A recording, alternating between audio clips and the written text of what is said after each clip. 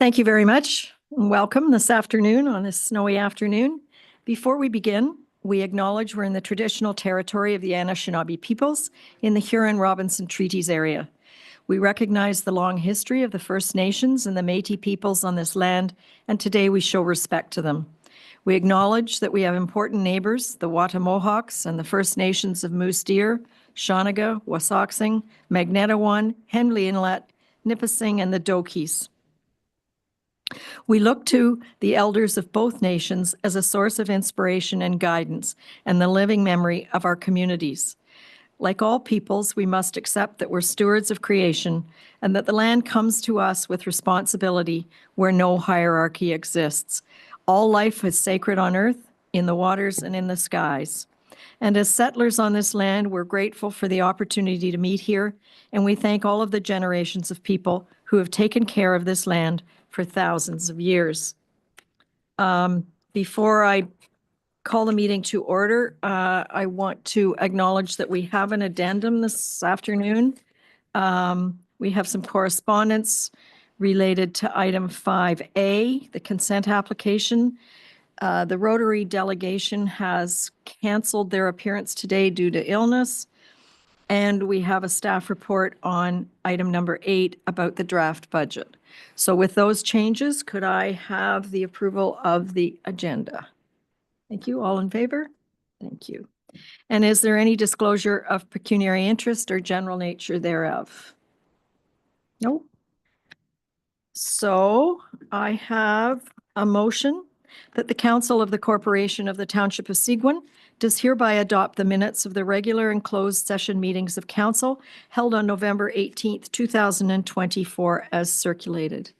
Any changes or omissions? Could I have a mover? Councillor Finson, and a seconder? There you go. All in favor? Thank you.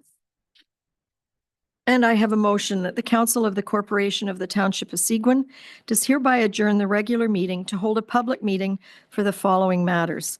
Consent application number B 2024-0025-H for Carpenter. Consent application numbers B 2024-0023-H and B 2024-0024-H for Sharer, and consent application number B 2024-0026-H for McDonald. I have a mover. Ken and Greg. All in favor? Thank you. Council will now hold public meetings for the proposed consent applications. In accordance with the Planning Act, Council will consider all matters placed before it prior to granting a consent. If a person or public body who files an appeal of a decision of the Council of the Corporation of the Township of Seguin in respect of a proposed consent does not make written submissions to the Council before it provides or refuses to provide a provisional consent, the Ontario Land Tribunal may dismiss the appeal. No one other than the prescribed persons may appeal an application under the provisions of the Planning Act if they do not make oral submissions at a public meeting or make written submissions to the Council of the Corporation of the Township of Seguin prior to the decision of Council, then the Ontario Land Tribunal may dismiss the appeal.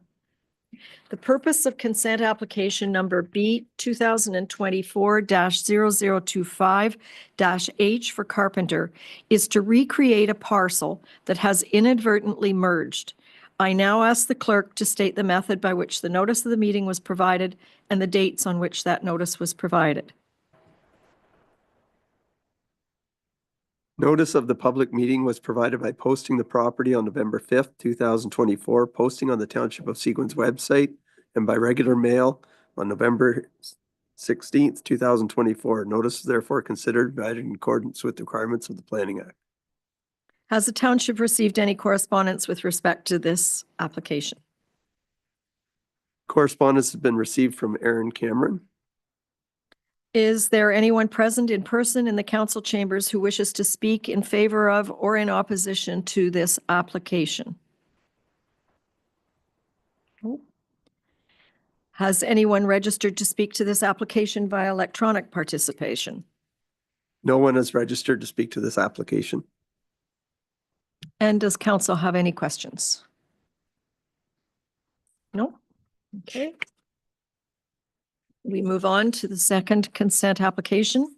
The purpose of consent application number B 2024-0023-H and B 2024-0024-H for share is to enlarge a recently severed lot via lot addition and to provide a right-of-way to the severed lot. I now ask the clerk to state the method by which the notice of the meeting was provided and the dates on which that notice was provided.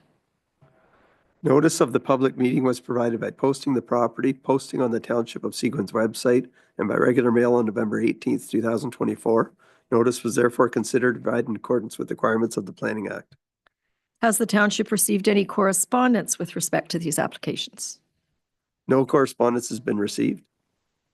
Is there anyone present in person in the council chambers who wishes to speak in favor of or in opposition to these applications?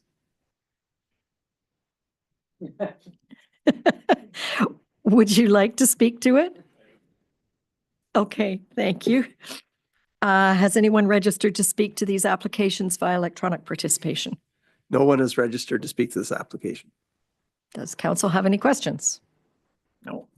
We move on to the third one. The purpose of consent application number B 2024-0026-H for McDonald is to permit a boundary adjustment. I now ask the clerk to state the method by which the notice of the meeting was provided and the dates on which that notice was provided. Notice of the public meeting was provided by posting the property, posting on the Township of Seguin's website, and by regular mail on November 18th, 2024. Notice was therefore considered to provide in accordance with the requirements of the Planning Act. Has the township received any correspondence with respect to this application? No correspondence has been received. Is there anyone present in person in the council chambers who wishes to speak in favor of or in opposition to this application? I see nobody. Has anyone registered to speak to this application via electronic participation? No one has registered to speak to this application. And does council have any questions? No. Thank you. So council will now close the public meeting and reconvene the regular meeting. So I have a motion that the public meeting held for the following matters is hereby closed and the regular meeting is hereby reconvened. And that is for consent applications number B 2024-0025-H for Carpenter, consent application B 2024-0023-H and B 2024-0024-H for Sharer, and consent application number B 2024-0026-H for McDonald. Mover, Ted, and Gail. All in favor?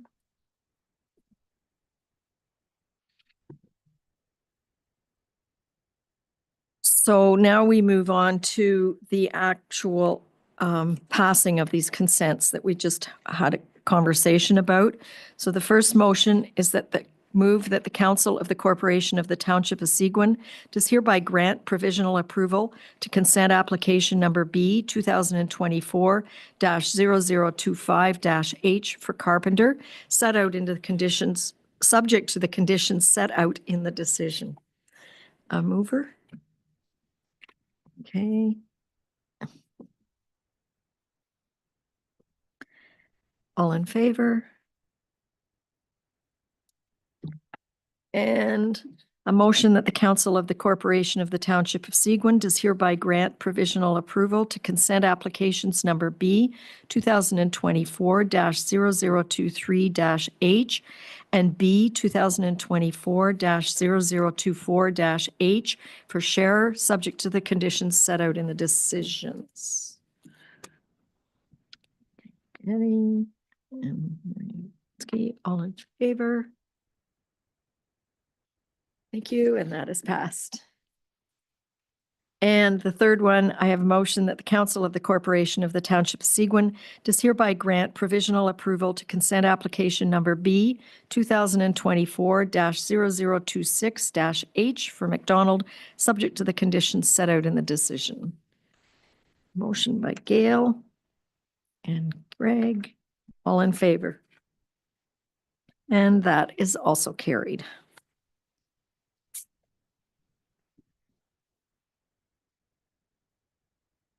Okay, we move on to shore road allowance. Council will now consider the following road shore allowance applications. Shore road allowance application number RAS -02 2024 -0009 F for Cook on Rankin Lake, and that's bylaw number 2024-113, and Shore Road Allowance Application Number RAS 2024-0011-H for McCullough on Lake Joseph, and that is bylaw number 2024-112. Have any written objections been received related to these applications? No written objections have been received. Is there anyone present in person in the council chambers who wishes to speak to these applications? No? Has anyone registered to speak to these applications via electronic participation? No one has registered to speak to these applications.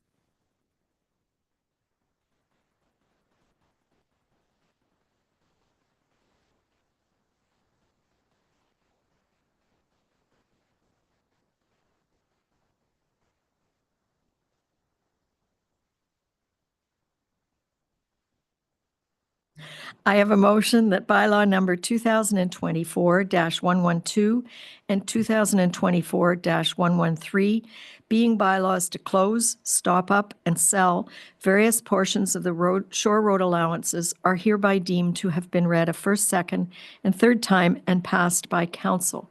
Can I have someone put this on the Greg and Mario?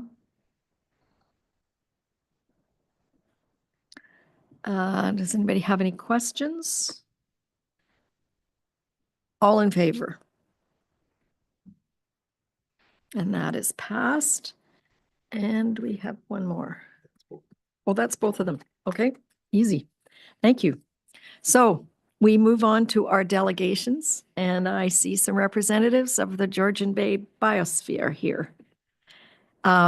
Could you approach the podium, make sure the little green light is on? Welcome. Oh, just give Craig a second to put your presentation up on the screen. And while Craig is setting up, I'll do a brief introduction as to who is visiting us this lovely winter day. So today we have Benjamin John, Climate and Energy Programs Manager for the Georgian Bay Biosphere, and Ethan Schneier, Climate and Energy Projects Coordinator for the Georgian Bay Biosphere. And today they're going to refresh us and provide a bit of a report card on the Partners for Climate Protection programs, more specifically the Milestone 5 report card. To remind council, Milestone 1 was to create an inventory. Milestone 2 was to set a target. Milestone 3 was to develop a plan. 4 is to implement the plan. And 5 is the iterative loop of measuring success. And to that end, thank you for joining us. Thanks. Thank you for the introduction, Forrest.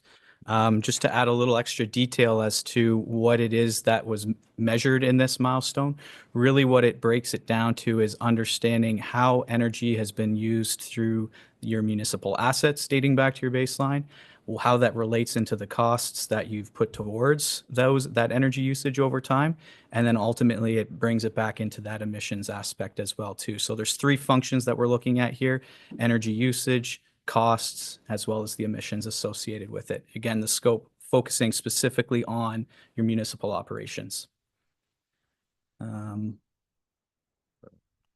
There we go. Yes, as Forrest mentioned, just a quick backgrounder, the rationale comes from this is part of that iterative processing for measuring these 3 aspects within that action plan that was passed last year, with a 30% GHG reduction target from 2016 by 2030. So we'll give you a quick update on where you are at towards that target. And this sort of measurement process, as Forrest mentioned, is part of this 5th milestone, and is sort of an ongoing basis that we can do every single year to just give you that update on how you're doing towards that objective.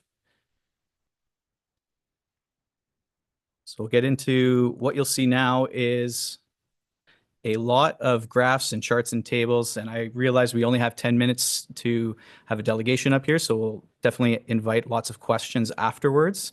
But basically what you see on this graph here is the annual GHG emissions from your operations dating back to 2016. What you're looking at specifically is that green line, and what you can see is those ebbs and flows. They go up and down as you use energy through your buildings, your vehicles, your street lights, and waste as well too. But really what we want to see is a trend here, right? How something happens each year fluctuates, as you can see by that green line, but overall your trend is decreasing. By how much exactly? You've decreased it by about 10% from 2016. So there's a lot of success. That means your efforts to conserve energy, use it more responsibly, to use it more efficiently as well, are having an impact towards your GHG reduction targets. You can also see the breakdown, how that's happening within your different sectors of your assets, so your buildings, your fleet, streetlights, and waste, and we'll dive into those in a little bit more high-level detail as we go through these slides.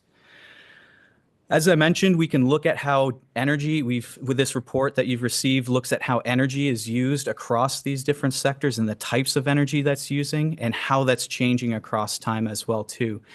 There's a lot of granular detail, but I think, for example, some of the ones that we can really pick apart here is that a lot of those emission decreases in the fleet, for example, are resulting from decreased usage in diesel and dyed diesel, and can definitely go into some of the reasoning behind that as well. In terms of energy expenditures, as you all know, the cost of energy, all of different types of energies has been increasing over the years, and this is reflected as well too within this table. So again, some interesting points to highlight as well too, keeping on the theme of diesel and dyed diesel is how energy expenditures your energy expenditures on diesel have increased by about 40% in that time as well. Same with dyed diesel.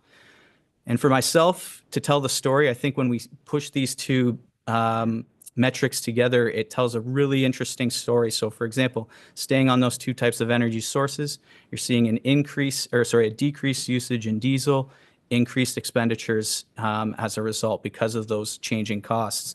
And we can go through that, through all of these different energy sources as well. Electricity in your buildings, for example, you've decreased your usage about 8%.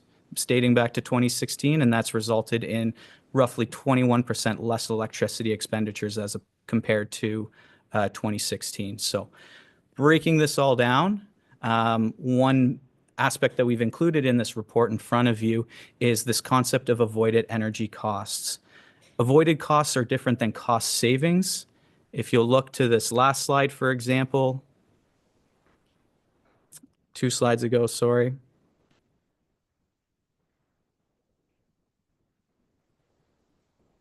Okay, it's not changing. You'll find that the total expenditures over time has increased because of that increase in cost per unit. But basically what avoided energy costs show is that if you kept that baseline energy usage the same over time, how much would you have spent if you weren't reducing the amount of energy that you were using? And so you'll see here that over the years, you've been able to avoid about $175,000 in additional energy expenditures. And that's a direct result of all the efforts that have been happening internally to advance sort of these energy efficiency and conservation goals as well too. So again, lots of great news that I want to share at a high level in terms of you've been able to reduce your emissions, you've been able to avoid energy costs in the process. But as you saw in that target, there's still more work to do. And I'll pass it over to Ethan quickly. He's just going to break down some of those trends that we saw quickly, and then we'll want to invite you to any questions that you might have as well. Sure, yeah. Thank you, Ben. So super high level, we have just basically all of the charts that you saw there. We've broken them into graphs so you can understand some of the trends through time, through your baseline. So up first, we have your buildings and facility greenhouse gas emissions. This blue line here is just the total greenhouse gas emissions per year. And what we do see here is an overall decreasing trend, which was shown earlier. We are reducing the greenhouse gas emissions here. You got to point it right at it. Where am I pointing? Right at it, yeah. Okay, excellent.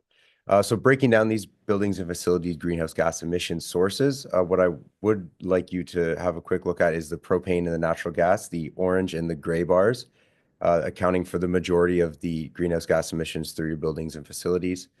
So obviously propane and natural gas are what is mostly used to heat and keep your buildings warm in the winter and cool in the summer. Moving a little bit further into electricity use and costs, the blue line here is your electricity use and the orange line is your electricity costs. So you can see that as the electricity use increases, the cost increases as well, which makes good sense. Natural gas use and costs. So similarly, this blue line here is your natural gas use and the green line is your costs. Dating back to 2016, we see there's quite a disparity between the use and cost. And then moving into 2022 and 2023, we see that the cost is actually much higher than the use, implying that the unit price has increased dramatically since the baseline. Similarly with propane, we see this gray line here is the propane use and the orange line is the propane cost. Once again, in 2016, we see there is a disparity, a large gap, and then that gap slowly closes and eclipses in 2023 or 2022, and then into 2023, we see the costs are increasing as well.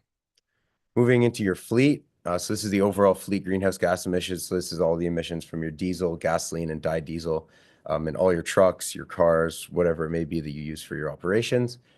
Trend overall is decreasing, which is very positive, as we do have these targets set.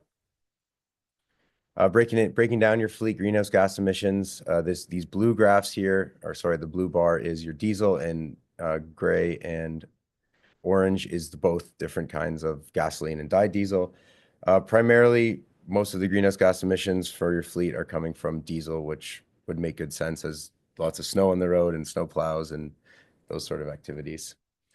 Total fleet fuel use and cost. So this is fuel consumption as a whole. The blue line here is your cost and the orange line is your expenditure. We see in 2016, similarly, a large discrepancy. And then as we move into 2022 and 2023, the cost does increase past the use there.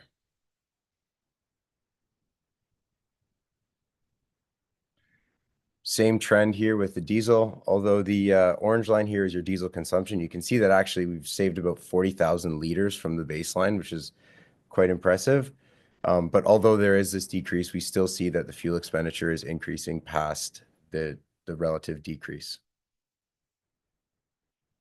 And similarly with dyed diesel, decrease in the orange line as well. And we do see an increase in the blue, which is your cost.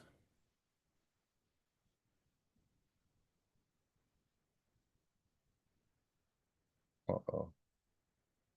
Yeah, okay. There we are. Yeah, once again, I realize that's a lot of data points, information to be thrown at you very, very fast. But really the key takeaways that we see are, one, your emissions are decreasing. That's a good news story. And as part of that, even though they are decreasing, you still need to continue that momentum forward in order to meet that target that's outlined in the plan. There's lots of good news to be had, but again, that accelerated action is needed. And you have a lot of great actions within that plan to help you meet that goal as it aligns with your asset management plan. The second is that your efforts to conserve energy, use it more efficiently to date, have had a positive financial impact, as indicated by that avoided expenditures metric that we shared. Cost of energy is rapidly increasing, as we're all aware, and your energy expenditures are increasing as a result. So this is really putting that emphasis on the continued impact, financial impact, that taking steps to conserve energy, to use it more efficiently, and find those opportunities that can have that strong financial component. And in some cases, Ethan was sharing that we're starting to really see this discrepancy as the cost of energy, all types of energy are increasing. We're seeing decreases in usage and increases in expenditures as that's coming along. So a lot to be teased out from a I guess you could say, a trend analysis perspective on the implications of that as well. So thank you for the quick 10 minutes, and we'll be happy to answer any questions you might have. Councillor Finson. When you were doing the numbers, did you take into account COVID and what effect that had on the final numbers? Because a 10% decrease in the 2 years of COVID, I noticed that there was way more than a 10% decrease. Was that taken into account when you did your numbers? Yep. So all the numbers that you saw there are your actual numbers for every single year. So COVID would be considered in that line. And for buildings, for example, we saw that a bit of a blip go upwards in the COVID years. And since COVID, you've really dropped down since. There's a lot of building efficiency and psychology that we can go into as to why that happened. It's something that we're seeing across other municipalities in the area as well too, from a trend perspective. But to answer your question, yes, Thank you. those numbers are included. Thank you. Councillor Bazinski. Thank you. That was a good report. A lot of work went into it. One observation I have, though, is that we're kind of a service-oriented municipality. So you look outside and see what happened to us and how much energy, diesel, et cetera, would be going into snow plowing and the like. So trend over time is a tough one because it really depends on what your climate's going to be. If we get an extremely snowy winter like we're starting out with, our fuel is going to increase substantially. And so will our heating if the temperatures are cold. So good to see the trend over time, but I'm not sure that that's really reflective of a trend. It may be more reflective of the climate and, as Councillor Finson said, COVID and other external factors on certainly on the fuel use. Now, I was going to ask also, though, how are we making out in terms of progress on the solar panels on the rink? Is there any update on that? Because that would be a savings in energy cost for sure. I will ask Forrest to reply to that. Through your worship, when it comes to distributed generation, so generation behind the meter, generally speaking, they recommend you do your efficiency work first because ultimately you are rated to offset your energy. So what that means is if you were consuming 100 kilowatts and you design your system for 100 kilowatts, but then reduce your consumption to 60 kilowatts, you can only maximize your return on 60 kilowatts. It's based on your load. So essentially, you're better off becoming as efficient of a facility as you possibly can before you start investing in that sort of generation infrastructure, meaning insulation, any sort of energy-related efficiencies that can be undertaken. Yes, and I understand that, but are we going to put solar panels on? I thought there was some grant applications for that. I don't know. I think our CAO is going to respond to that. Through you, your worship, there have been grants submitted in the past for solar panels. We've been unsuccessful with any grants thus far. We continue to watch for them. There hasn't been any strong push over the last, I would say, I'm looking at Michelle, 24 months, 36 months for any solar initiatives that were a fit for us, but we continue to watch to see what might fit for us. Ben, do you have something to add? Respond to the question about seasonality, for example. I think from my perspective and having been a staff member for other municipalities before too, the purpose of showing this as a trend, I think, is really, really important aspect behind it, understanding that municipalities are service oriented, because when we look at a year by year basis, you are going to have those ebbs and flows. You're 100% right. We're going to have winters that have more snow, which is going to result in more diesel to plow the roads, and that's okay. That's why we look at things as this trend perspective, because then we can pick out those data points and say, hey, you know what? We had a snowy winter this year.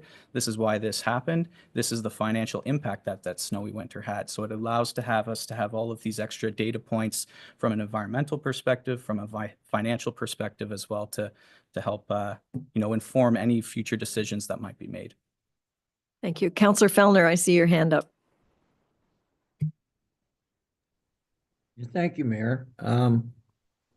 Again, guys, a really good report.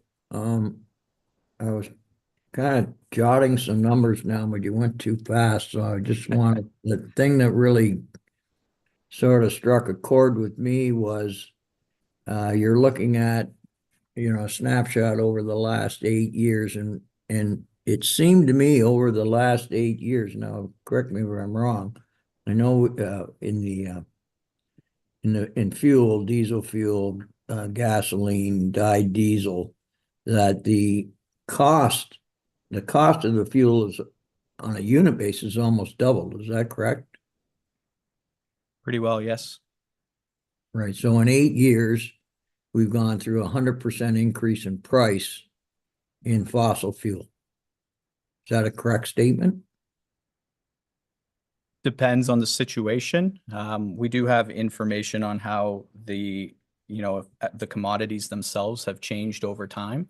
Right. Some have increased more than others, and some have, Yeah. increased less than others. But yeah, depending on the situation, About we've double. definitely seen some big cost increases. Yeah. So, to Councillor Bazinski's remark, point taken. I mean, there's a lot of things here we can't control. Correct. It'd be kind of nice if we could control the weather, but we haven't really got there. But it does demonstrate to me that it's sort of the old adage, save a penny, save a buck type of thing.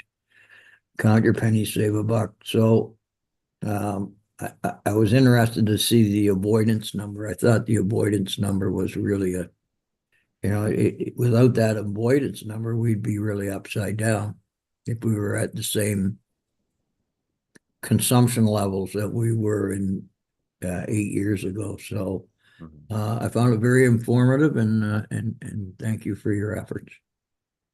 Thank you. And yeah, just for adding clarity to those energy cost numbers are a metric of your volume times the unit price. So the unit price itself may not have doubled, and in most cases it hasn't, but again, factoring in that volume aspect, that's where you can see some compounding effects that have resulted in those numbers. We have a question from Councillor Getty. Thank you again, gentlemen. And I guess the question is to the two of you and maybe to Forrest. As a municipality, looking at the charts, it would seem that our biggest bang for our buck moving forward and hitting our targets would be a reduction in natural gas and propane consumption. And I'm going to take it that's our facilities that are probably the biggest consumers of those two products.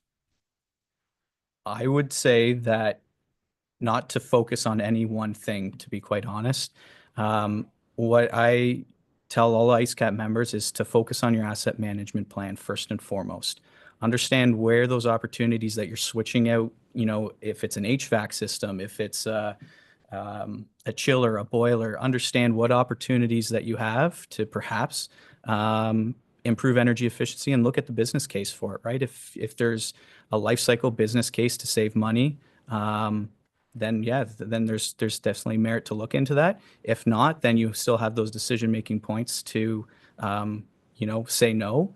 And that's what a lot of private sector companies do, right? Where that have big industrial machinery, they look at the energy efficiency, the life cycle costing of that machine, and make a decision based on those financial and environmental aspects. Thank you. And I agree. We have to look at the whole. I'm just, as we move forward as a council, if there's opportunities where we can focus on, and to Councillor Bazinski's point and to yours, we are reactive, and last year we really caught a break with snow removal, which dropped our consumption. This year we could have the opposite and be impacted that way. But it would seem that the asset management, the life cycle program, those type of things, it would seem that the things that are fixed, which are some of those assets, but also our buildings, may be somewhere where we as a council should be looking for opportunities to support transitioning those over. Thank you. Councillor Bazinski. Just a question on when you were calculating out the costs, did you factor in the provincial subsidy for electricity in the total price? The cost information there comes from your accounts payable. It's your utility bills. That's what you paid. Okay, so then in actual fact, today we get a certain amount of subsidy from the province for electricity use. And if another government came in, which may not be likely, I don't know. But if it came in, would we continue with that subsidy? I guess it's a risk that we have to manage.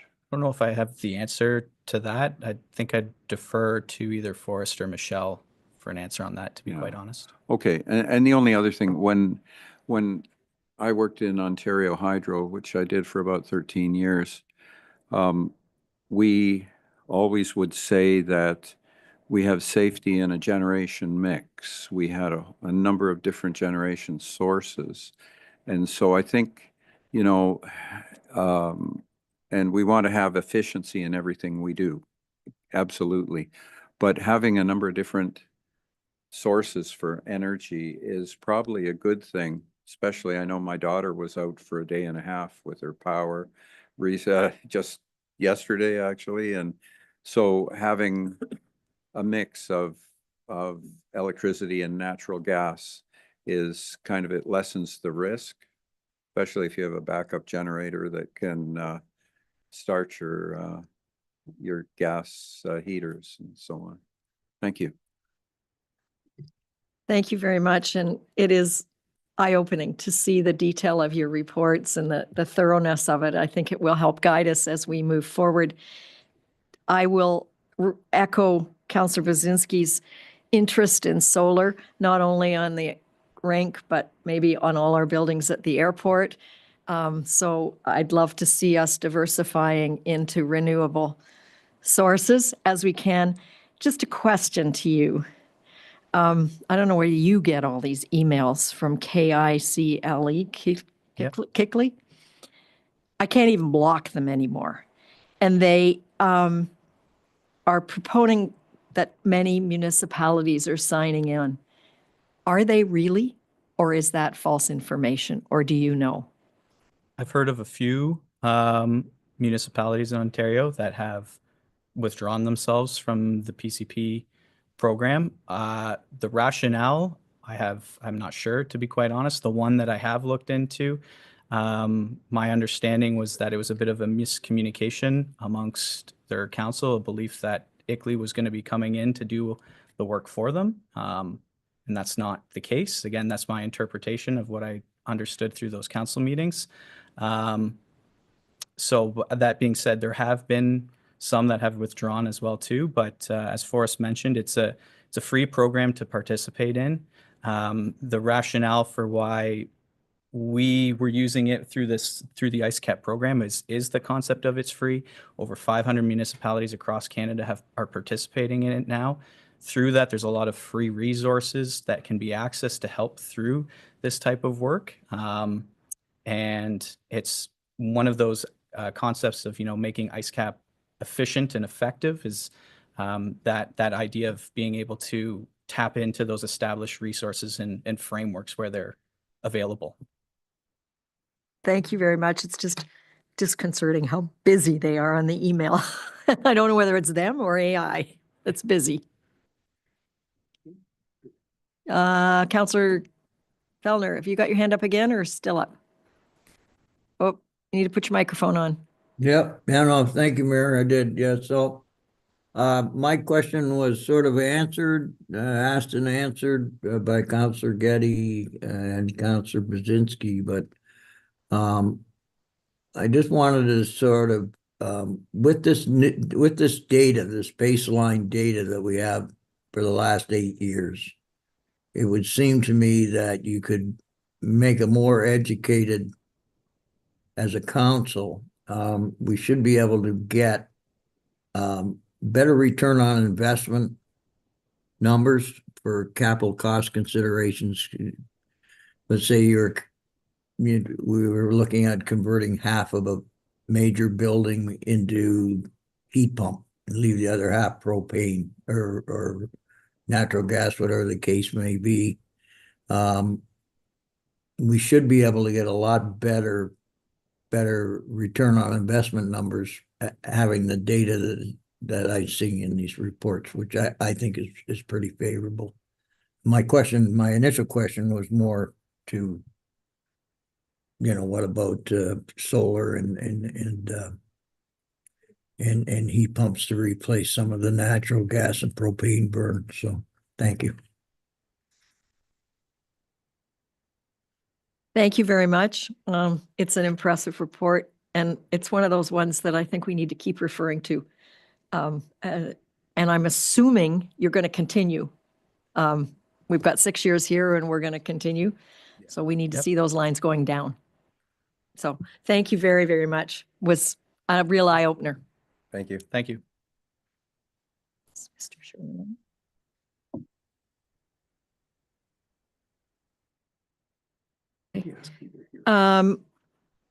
I'm just going to ask the people in the audience to identify what piece of our agenda you're here to represent, if you don't mind identifying yourself.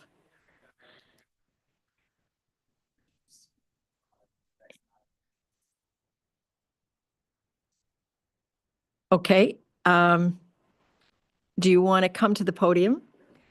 Make sure the little green light is on and identify yourself and an address of who you represent.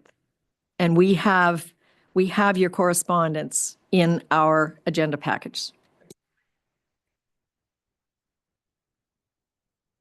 There we go. My name is Rivo Ukivi. I'm the lawyer for Mr. Delamaistra, who's here with me today. This is about 155 Burgess Road on Lake Rosso.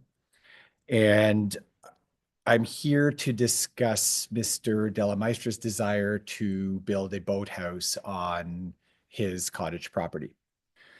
And so to get there, I have a request of council, which I want to support by talking about 3 things here today. The specific ask that I have of council on behalf of Mr. Delamaistra is that council direct staff to consider the planning application that's required for what I believe would be a minor variance, but that's something we can talk to staff about as to how best to package it on a lot coverage issue, which is, in my view, as a planning lawyer, fairly minor, especially in light. Well, I'll go through all of that, as well as to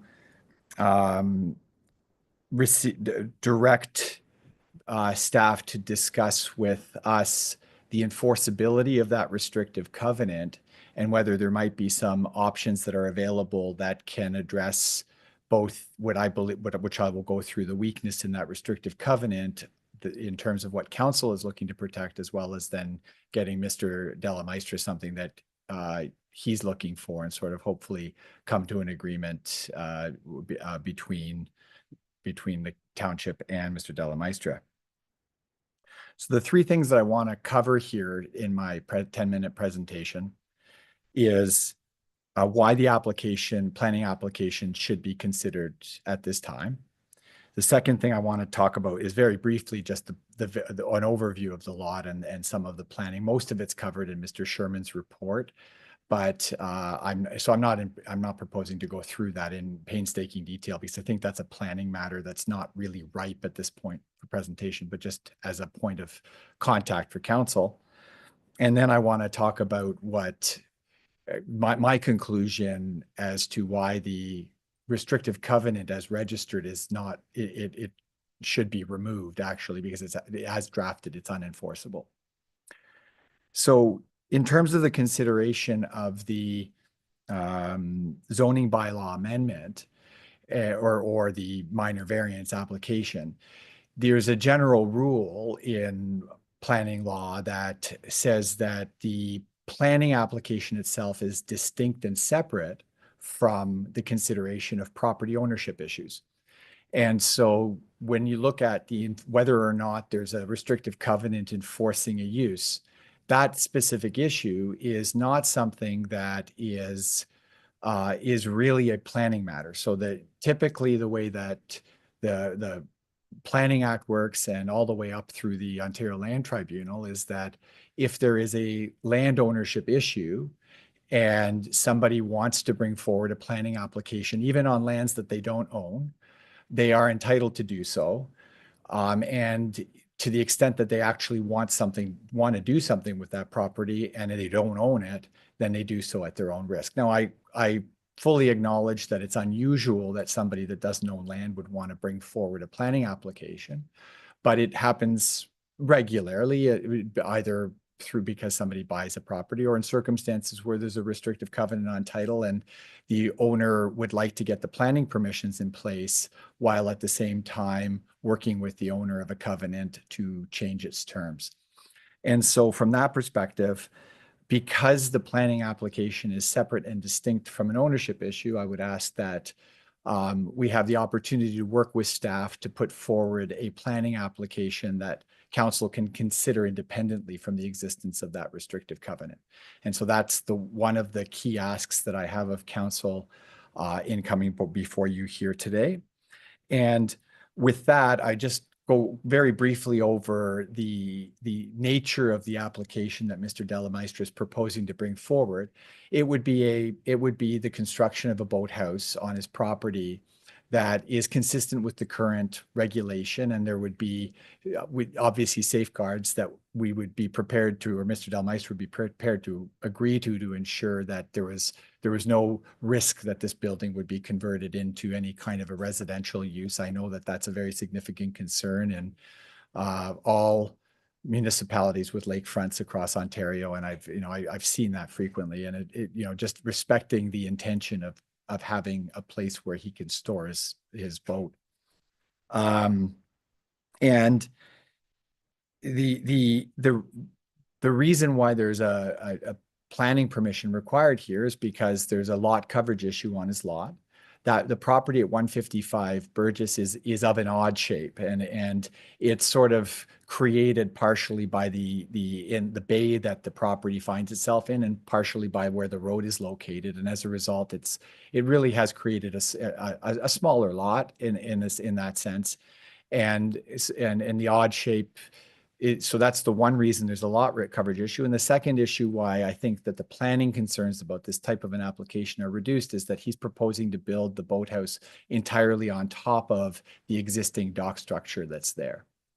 And so that's just a very high level overview of what's contained in Mr. Sherman's report. I don't propose to go into it any deeper because I rely on the professional planning staff to focus on that. I'm obviously not a planner. And then the last piece of this, which I think is the most important, is that I've taken a look at the restrictive covenant, and the conclusion that I've reached is that it can and should be removed from title. And I say that respectfully because the way that restrictive covenants work is that they're supposed to have a piece of property that has a benefiting property, and they're supposed to have a property that has the burden of the covenant. In this case, that doesn't exist because when the covenant was created, it was created by the township and drafted for its own property that was imposed on the shore road allowance. And so the covenant from the beginning failed because both the benefit and burden were on the same land. And that's what happens there is the same thing when two lot owners buy properties beside each other, the covenant merged before it even got given effect.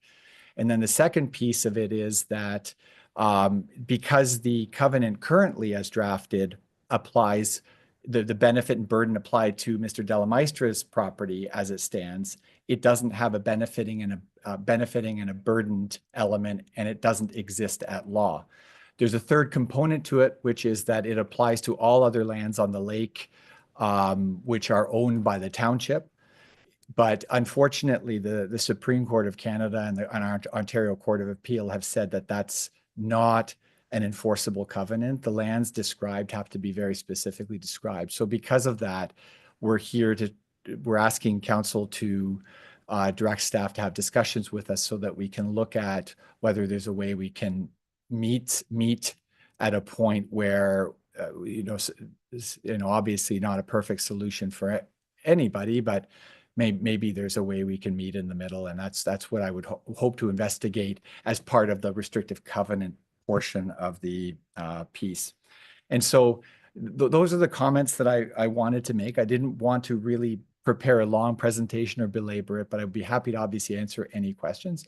So the asks are, again, that we get an opportunity to move the planning application forward independently for consideration, and then to have an opportunity to talk, to bring forward our position and discuss fulsomely with staff our concerns with the restrictive covenant and to investigate whether there's a way where we can achieve objectives from both sides that are that where we can meet in a mutual agreement.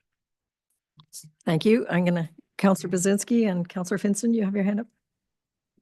Councillor Bazinski. Thank you.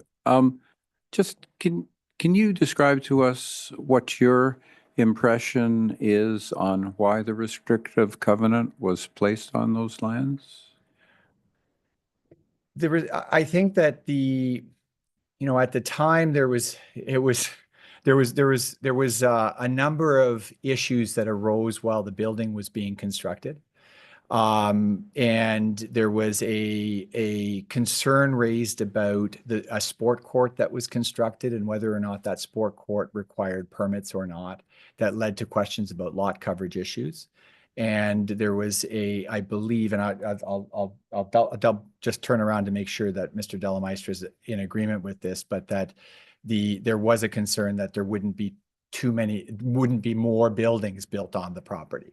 And so is that fair? It was sort of like I think that there was a thought or a concern of the then council. I apologize, I'm new to this matter, so it's but it's the idea was that they didn't want a lot of other buildings popping up or creating lot coverage issues. And so that was what I believe to have been the intention of that restrictive covenant. And just looking at the proposal with the boathouse, I mean, if you look at the second floor, it sure would be a nice place to have a bunkie. So to me, that would be a concern, I would think. I know it's in character with some of the other boathouses in the area, but I don't know their history as to how they got approved. But I think that there is a concern that that second floor could be used, maybe not today, but at some time in the future, for a cabin type thing. Did you want me to address that? Yeah, I mean, I certainly like those are things that I think that we would like the opportunity to work through with staff so that we could address those concerns. I mean, I don't want you to think that Mr. Delameister is coming forward and saying it's this or nothing.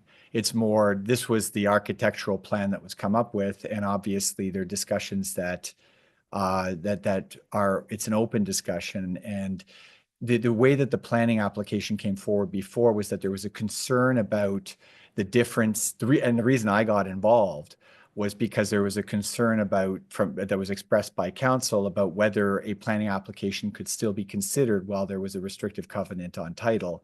And so that was the first issue that I addressed, was simply what I thought was going to be a very simple question.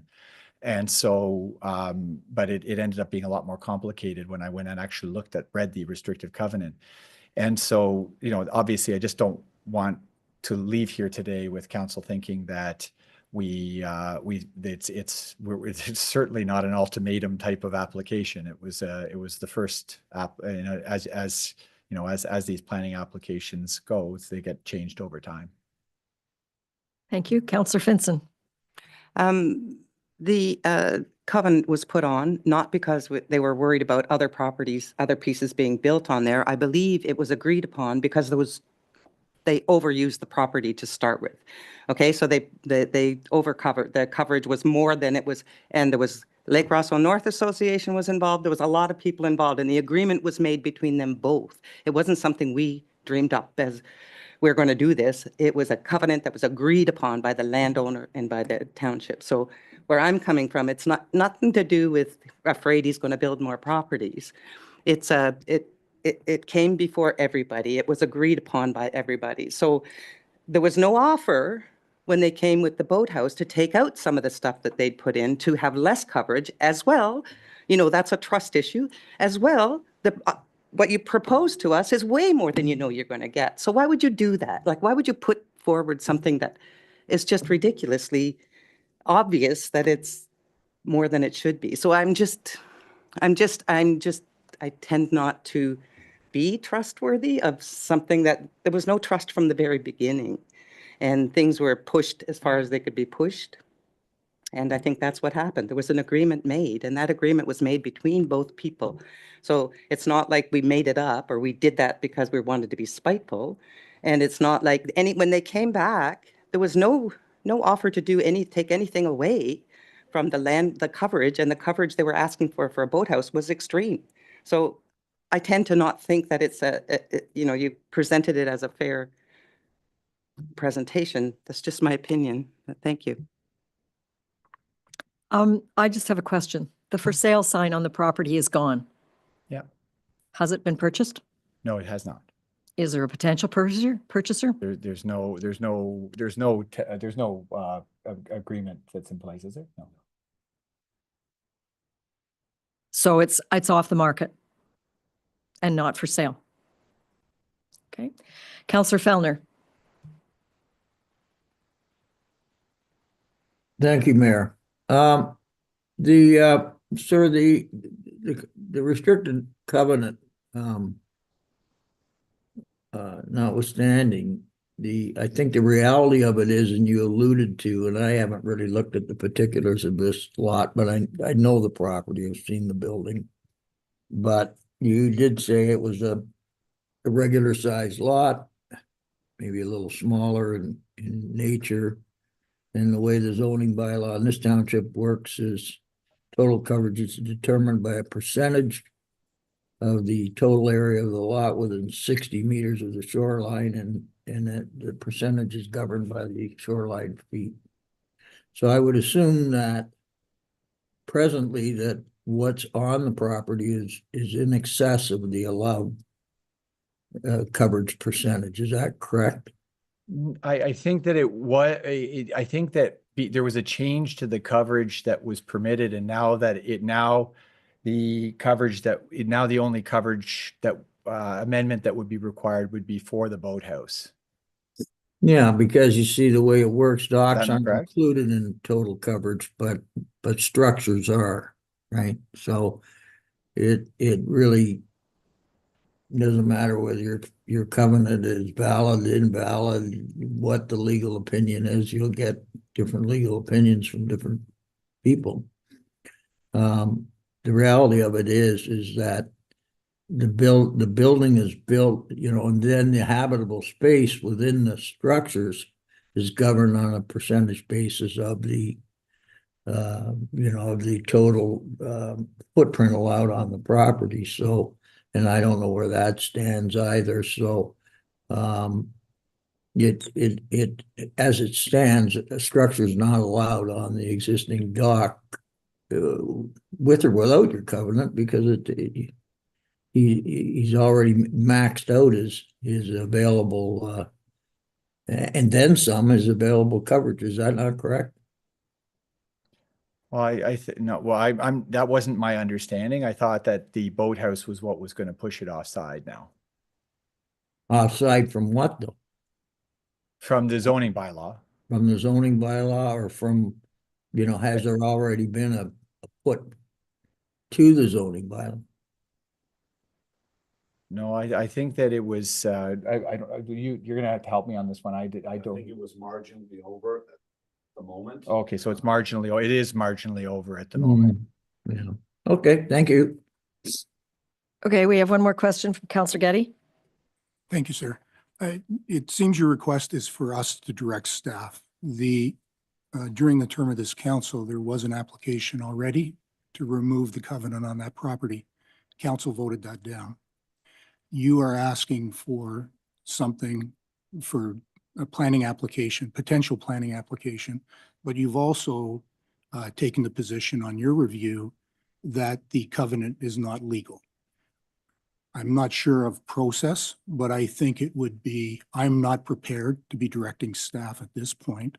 I would think as new counsel for the applicant, I would think it would be more prudent for you to submit a report or a letter to staff outlining your legal concerns and your planning perspective.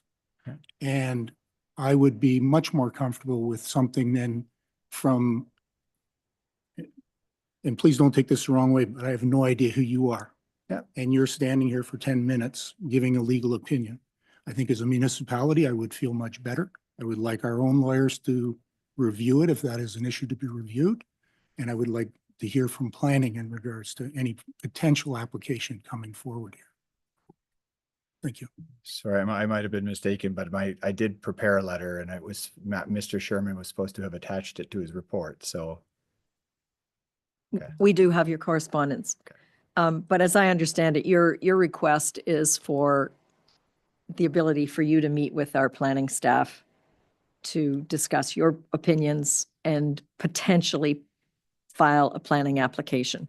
Is that basically your request? Well, to continue on with the planning application that we had and to get feedback from staff. I know what happened was that because of the restrictive covenant, the application, there was a discontinuation of the consideration of that application because of the restrictive covenant. And I was looking to bifurcate those so that we could deal with both of them separately. Guess generally things don't come back to council unless there's brand new information from the last time it was before us. But the CAO, Chief Administrative Officer, would like to weigh in here. Thank you, Worship, members of council. At this point in time, I think it's most appropriate for Mr. Delameistra's representatives, whether it be legal, planning, or otherwise, to engage in conversation with township staff. And if there's new information and if we think there's a pathway that is to be considered for council, we'll bring you a recommendation report at that point in time. So I think we appreciate you coming today, and we're happy to take this offline here and then carry on the conversation at the staff level, and we'll report back should there be some progress that we think can be recommended. Okay, so Okay. next step is to work with our Director of Planning, Taylor Algie. Okay. Thank you very much, Your Worship. Thank you. Members of council. Thank you for coming. Do we have Mr. Brown? Oh, okay. Thank you for coming. Travel safely.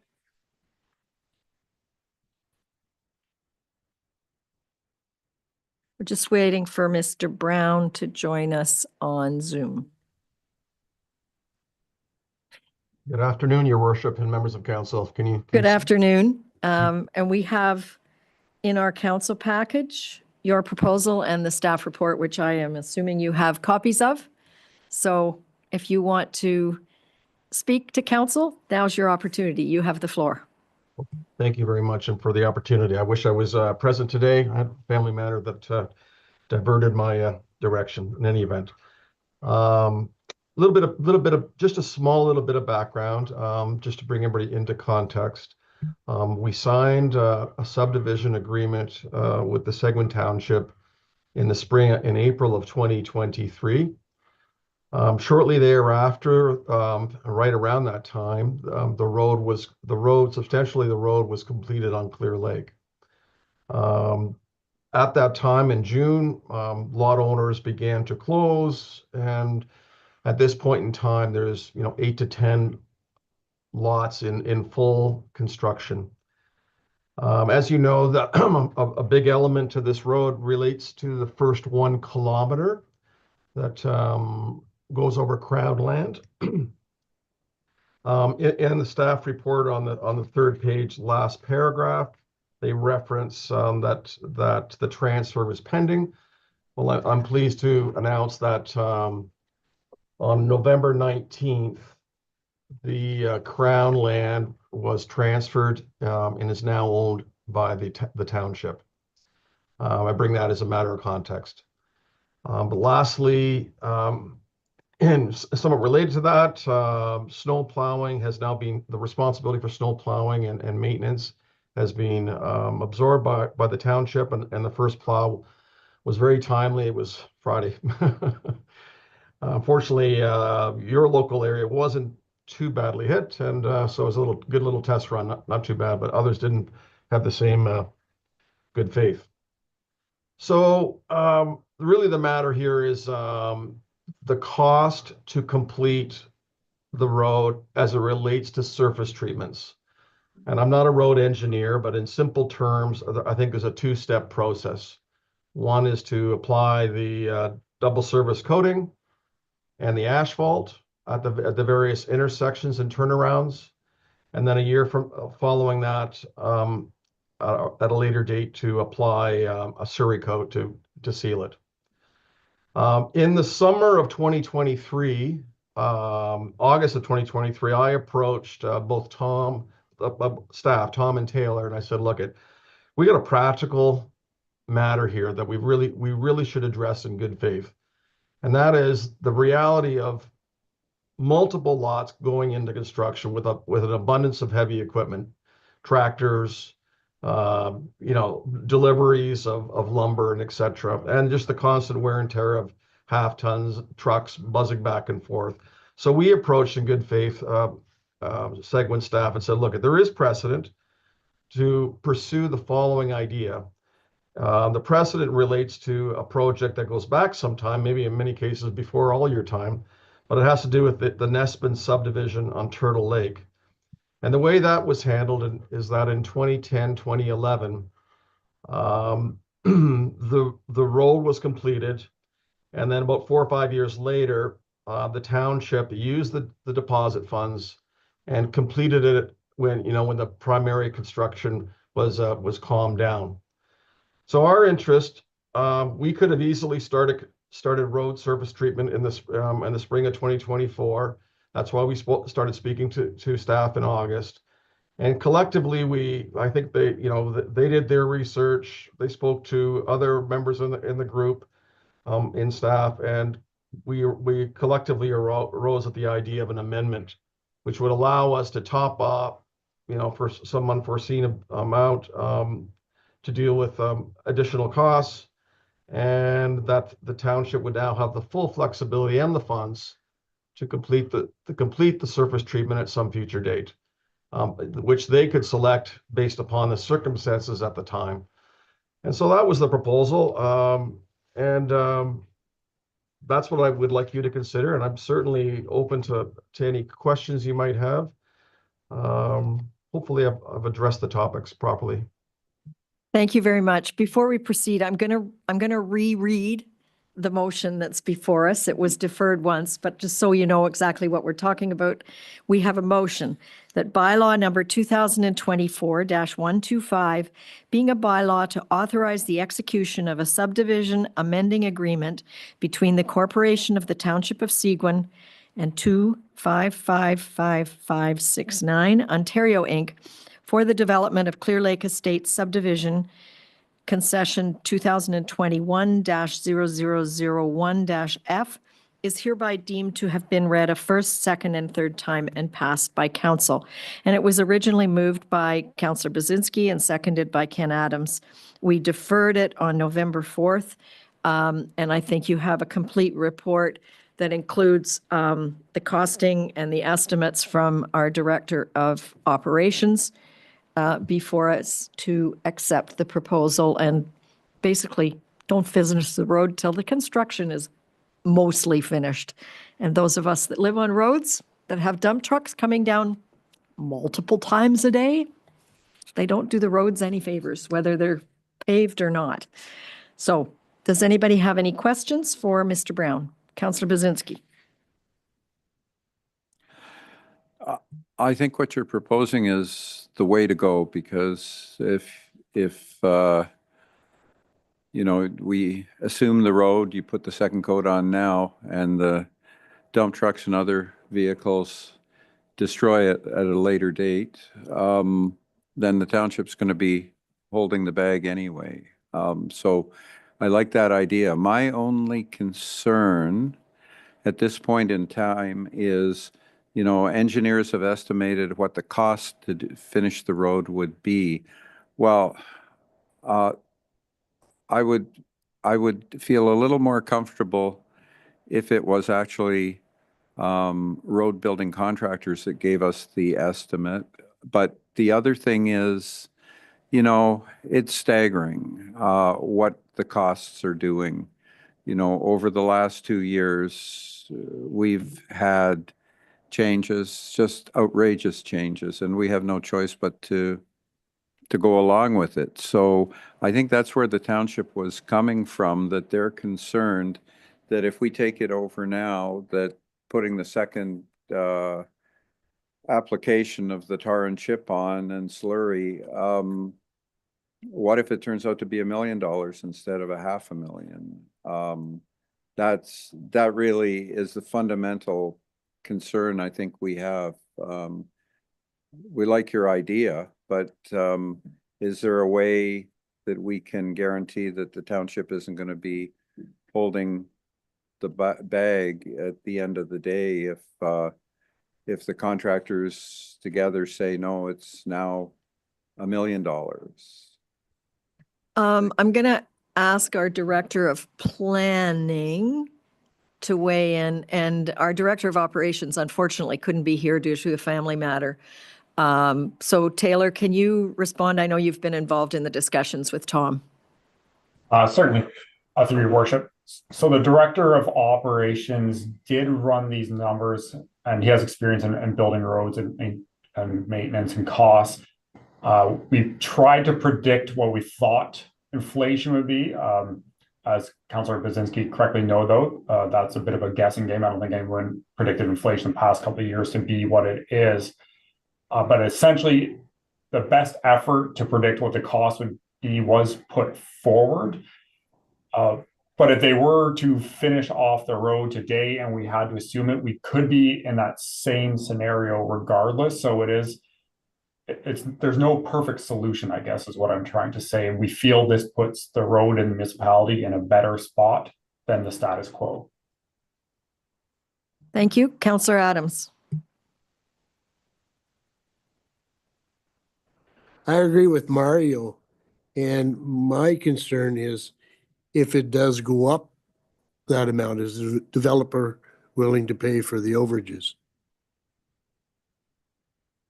Well, I think that it's worth noting that there's a significant amount of money on deposit right now that's earning interest to the benefit of Seguin. It's sort of like we can't always have both ways. You earn the interest, and then you're protected on the inflation. I think there would have to be a dialogue about us getting credit for the deposit money that in good faith is being is gaining in value as well. Thank you very much. I've got a question from Councillor Collins, but I do want to point out that with this amendment, the township would be holding almost $500,000 and earning interest on it until the road was completed. Councillor Collins? Thank you, Mayor. What's the distance? How long are these roads we're talking about right now that need to be resurfaced? Yes, there's approximately 3.5 kilometers of total township road. There's one intersection and there's 2 turnarounds. And what about the Crown Land Road that you just received? Yeah, you received it, but it's part of the 3.5. And that's another 3.5 on top of the 3.5? No, the 1 kilometer is included in the 3.5. The first kilometer is Crown Land, and then 2.5 kilometers are the development proper. So we're talking a total of 3.5 kilometers, That's including the road coming in on Crown Land. Is this what? That's correct, sir. Yes. Okay. Councillor Fellner, I see your hand up. Sorry. Are you not finished? No. Okay, No. Hang on, Councillor Fellner. Yeah, because has there been any culverts put in on this road so far? Well, of course, it's finished and being inspected by So- the road engineers and of course, all your, segment staff. Okay, so then we're just looking for the slurry treatment then? Yeah, There's just already this- been one put on? No, no, sir, there hasn't. Oh, so there hasn't been any put on? Okay, so there's going to be a winter coming up, so I'm thinking that I think we'd be looking at probably about $1 million when you're actually looking at the just say Star Lake Road for an example, right? So, okay, I'm fine, thank you. I just needed to know the 3.5 kilometers. Thank you. Fair enough. Councillor Fellner, I think we have to also respect the fact that our Director of Operations felt it was affordable, and again, we're earning interest on $500,000. But Councillor Fellner, you have the floor. Thank you, Mayor. My concern is primarily the same as Councillor Bazinski's and Adams. And because really the only thing left to do, assuming the base stays pretty much intact, and it should, the way this road's constructed through the construction season, the work to remain, other than maybe a bit of grading, would be just the surface treatment, which is where the price is driven, really by the asphalt index. And we know that the asphalt index can do some pretty strange things. We ran into that in our airport project right off the hop.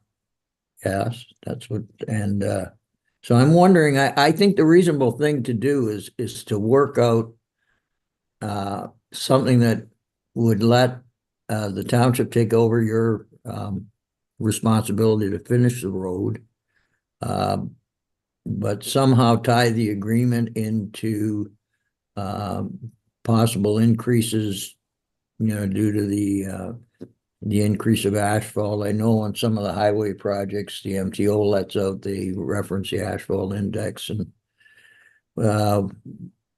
use a current 2024 quote, which I assume Tom's already got, and, hammer something out that would get you what you need and sort of protect our interests. I don't see the point in, holding way more money than we need. But I think the agreement's got to be tied into something. Otherwise, I don't have any problem with what you're suggesting. I think it's a prudent thing to do. Wait till everything, all the activities off the road, and then treat it, and hopefully it'll last a lot longer. Thank you.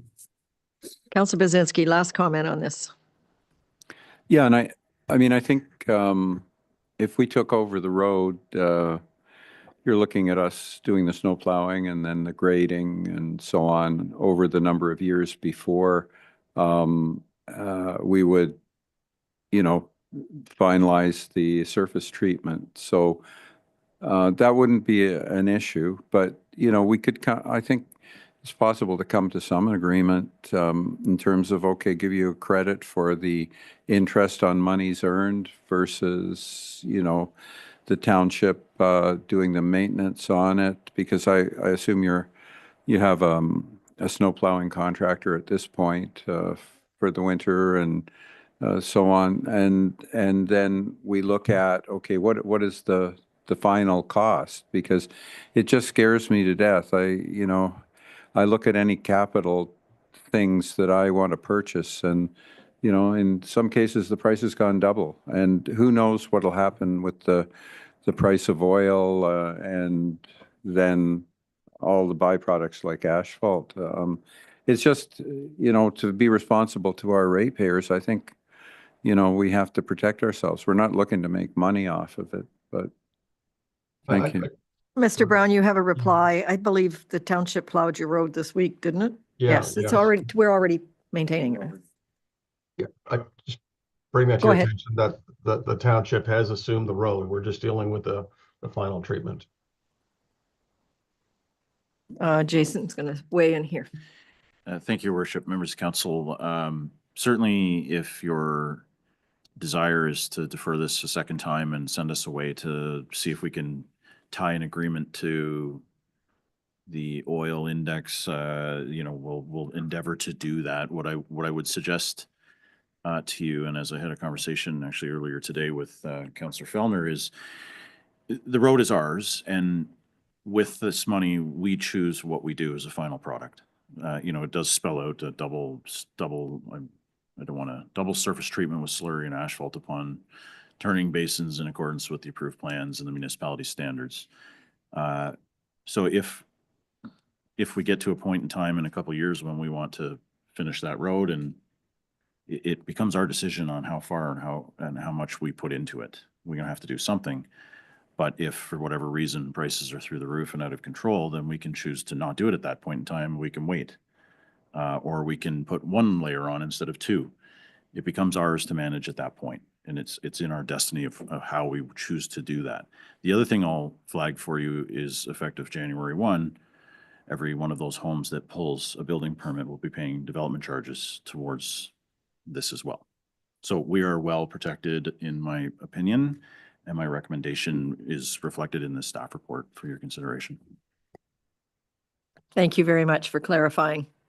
How many houses are under construction now, Mr. Brown? 9 or 10. I don't know why I don't know the exact number. There's some they're doing road entrances, so 9 could become 10.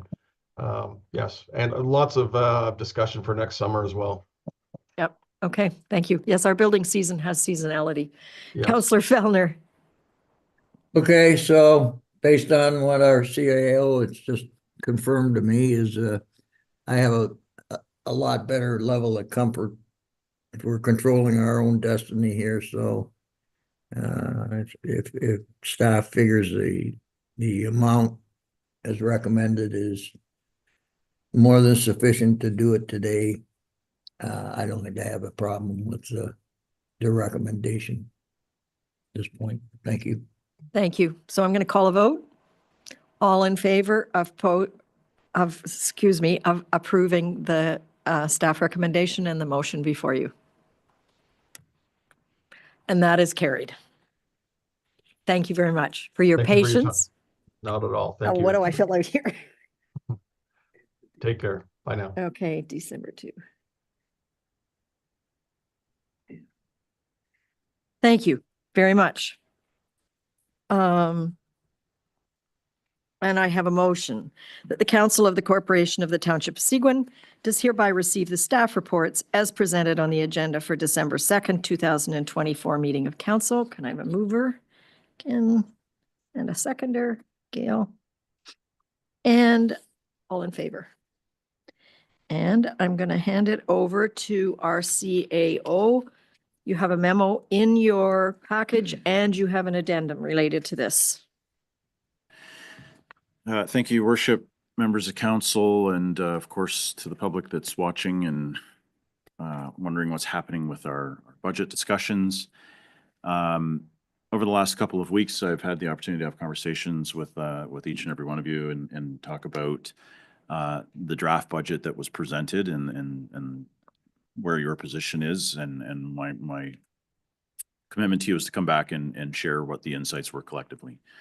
As it stands, just as a reminder, as it stands right now, the budget before you, despite the information that was attached in the addendum today, has not changed. Your direction was pretty clear, and so we have delivered a budget.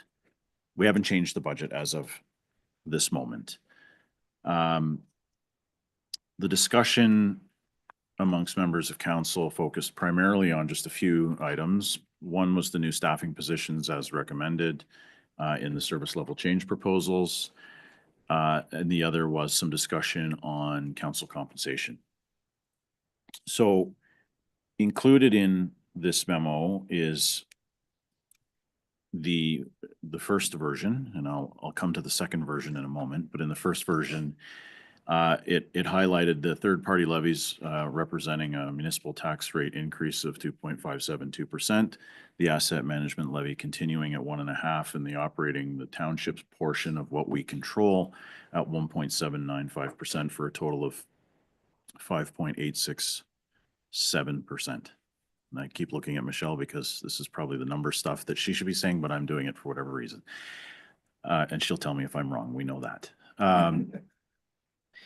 So that did not include any of the service level change proposals, and it did include the council remuneration in its entirety being implemented on January 1, 2025. Fast forward to last Thursday, and the township was notified that the province has reconsidered its position with the OPP levy, and as a result has suggested that our the 20, I'll round numbers off here, but the 22% increase or that represented a sizable impact on our budget would be significantly reduced, and that our levy would actually be somewhere around the $1.26 million compared to the, and this is where I definitely am going to be looking at Michelle to make sure I get it right, the $1.47 million, I think it was. So they've reduced that impact by $210,000 or 1.3% on the municipal levy.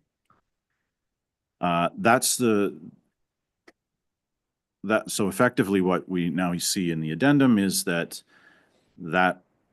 reduction has taken the municipal levy from 4.867 down to 4.513 as a percentage, with a $210,000 approximate savings. We've been notified that we will get formal communication with the specifics on billing from OPP in due course. We haven't received that as of yet, but this is fairly well publicized and out there that, and they've, that we're going to be having this significant, I don't want to call it a savings because we never spent the money, but so with that, what I can suggest is, again, we have not made any changes. Our direction is our direction, and that's what's been presented, and that's what is being prepared to be brought forward to council next week at the special meeting of council. But again, there has been discussion about the positions, and should council wish to see something different than what's been presented, we would need to receive those instructions today so that we can go ahead and make the adjustments if that's what you would like. So with that, Your Worship, I'm here, Michelle's here, the whole team's here and ready to help answer any questions you may have. Does council have any comment or questions? Okay. So basically, as I understand it, percentages aside, we think we have around $200,000 more to play with this year. Okay, Councillor Adams.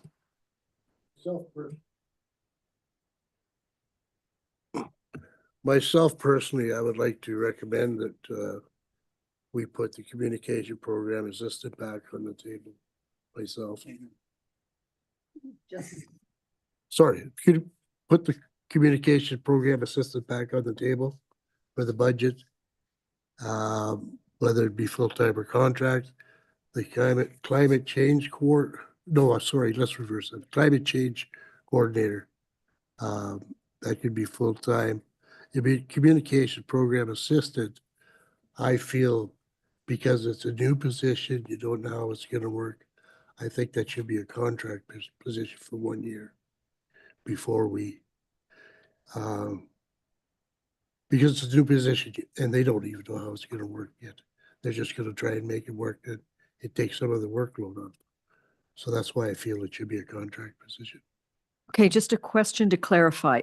The communications is a half a position shared with community services. Just clarify what it is, please. It is a full-time position, as was recommended in the service level change proposal. That is a shared position, half of the allocation going to community services in support of programming and some of the new initiatives that the Community Services Department would like to put forward.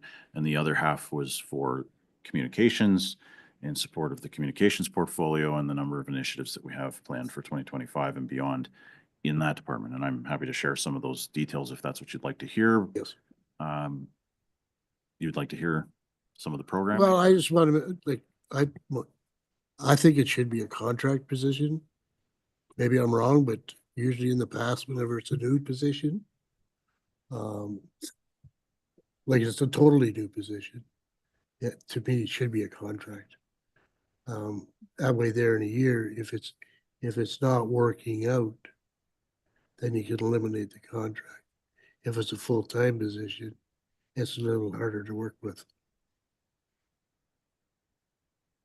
It's his position. Councillor Bazinski. Thank you.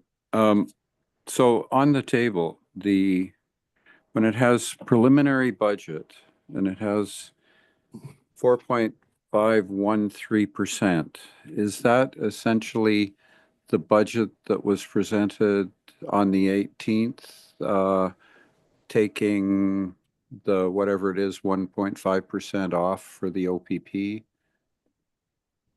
So that's correct. Okay, so the OPP budget would be taken off, and the 4.5, originally we had tried to direct council that we were comfortable in the 3% range. And then we suggested, given the changes, that maybe 4.5 would be something we could look at. I'm just looking and thinking, over the last few years, we've had pretty significant increases in taxes. And I guess my point is, and it's not a personal thing, I just don't think any position that's not critical, and by that I mean service, snow plowing, waste management, critical to the operations of the municipality, I don't think we should be hiring more staff, because if we put 2 more positions on the tax roll right now, they're permanent positions, and they'll be subject to salary grid step-ups and benefits, and so they'll be $100,000 positions. And I'm really concerned that at this point in time, when food bank use in the township is high and a lot of people are living mouth to mouth, I don't think that the township is showing leadership by wanting to increase its staff for non-essential positions. Thank you. Councillor Fellner. Thank you, Mayor. Make sure I push all the right buttons here. Since the last meeting, I spent quite a bit of time looking at what we directed staff to do and why we directed them to do that. And at the time we did that, I thought that was a fairly prudent thing to do. The thing that concerns me about this budget now is the last meeting we've got the breakout that I had been asking for. And I think the thing that I'm really drawing off this is the portion of this budget that we can control. So, which is our own operations, which is currently sitting at just under 1.8% increase. The asset management increase that we all agreed to last year is the prudent thing to do. It needs to be done. It needs to be continued. I spoke to many constituents about that over the past year. They pretty much all agree that's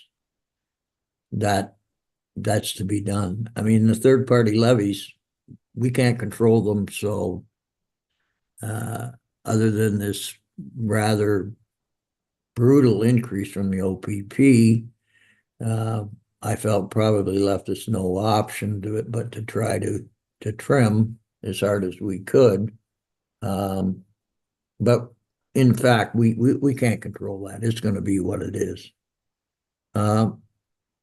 You know, we heard earlier on in this meeting from the ice cap people, you know, that I found a lot of the figures there are pretty interesting, you know, particularly with, I'd never, you know, sort of realized, you know, what kind of a dramatic impact this huge raise in energy costs has caused us over the last 8 years.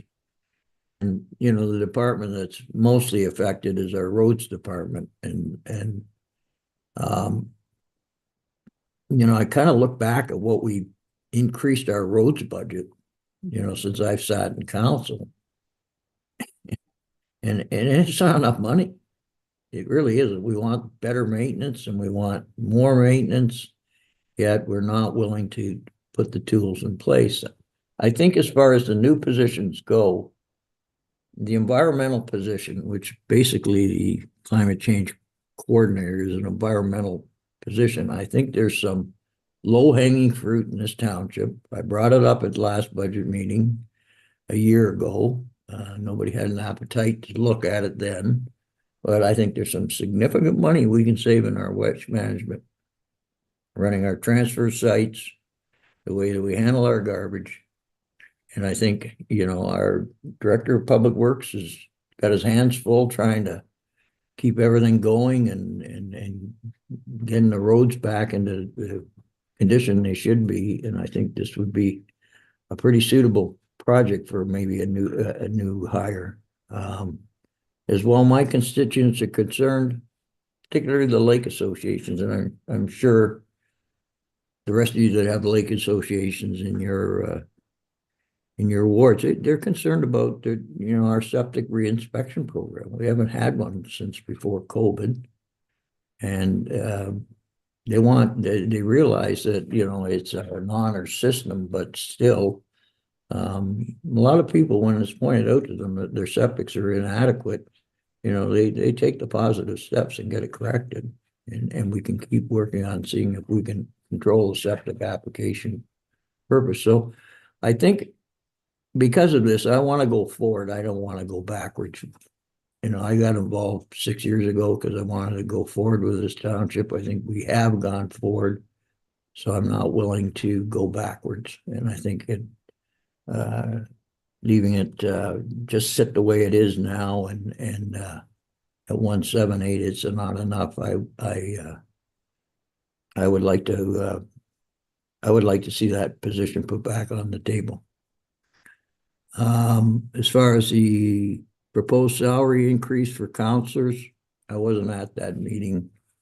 The consensus was to you know, that there hasn't been an increase in a number of years, so an increase was warranted, but I'm quite fine taking the increase over 2 years. So that's my position on that. I'd like to see our own operations part of the budget be increased, and I'd like to see some I think this will benefit in some cost saving efficiencies, and I know working with Dominique and her group with both Park to Park and our new recreation committee that you know a little extra help there would be quite beneficial for their department, because I can tell you they're working hard over there. So I'd be supportive of putting the two positions back in. Thank you. Thank you. Councillor Finson. I'm also in support of the two positions that are on the table.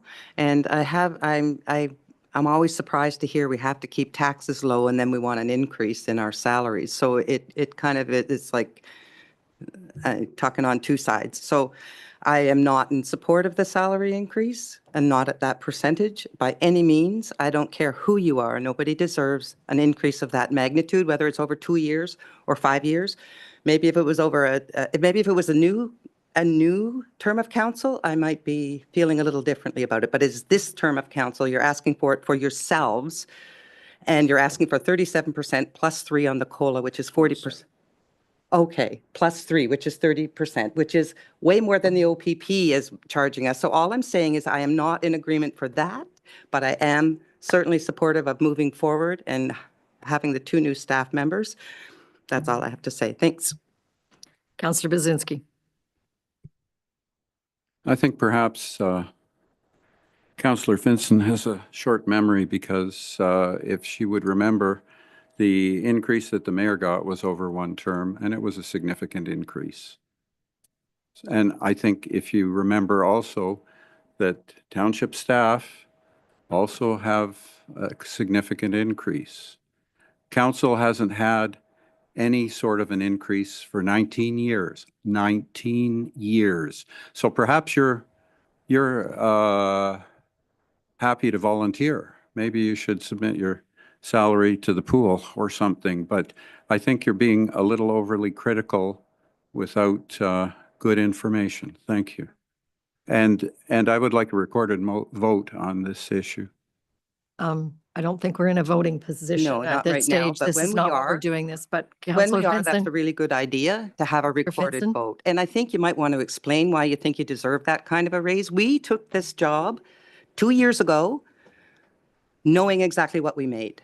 The mayor's position was decided by all of you. You were all in the room, I remember it.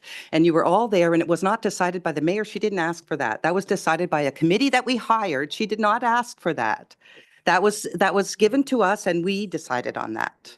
So Let's not you go can't back and forth. talk out of both sides, sorry.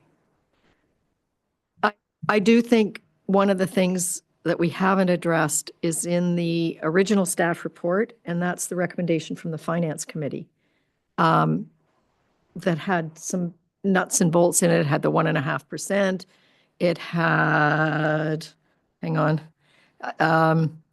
they concerned about the OPP. They asked us to continue lobbying. Some of the lobbying's been successful.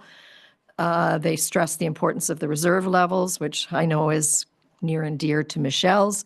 And they suggested that the council remuneration remain as is, but over several years. And that we keep pushing for revenue focus. So I think we should respect what we got from the Finance Committee. Councillor Getty. Thank you, Madam Mayor. I actually have a couple of questions for Michelle if I can. But I read the report from the Finance Committee and I appreciate, I respect the position that they've taken in the 2 years that I've been on. But one of the things that was glaring in the report that it did not mention continuing with hiring of the 2 positions. So, and my question to Michelle, with the amendment in the levy, so on the 4th November, the draft budget was brought forward for guidance because it was sitting at 7.5%. Staff had worked very hard from the initial wish list of, I think it was somewhere around, Jason, you mentioned around 16% or something. So I applaud staff that worked hard to get it down, came at 7.5%, and in a way to try to reduce that, the 2 positions for climate change and the split position between community services and communications was the suggestion that moved forward to try to get it down somewhat palatable, hoping that the pressure of municipalities at the province level would have resulted in a reduction, which in fact it obviously has.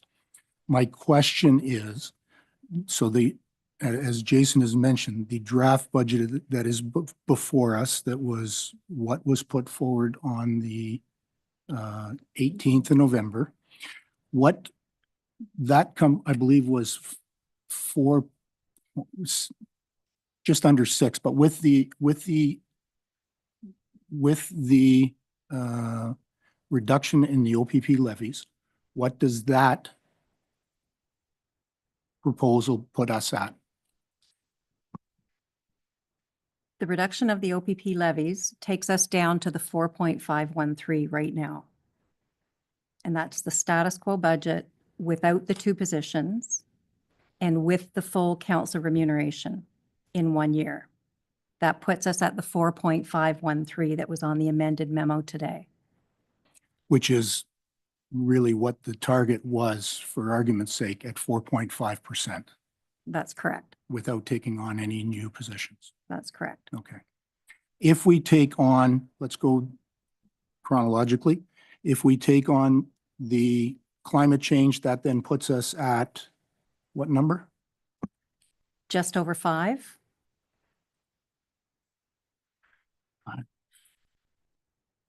About 5 point. Yep.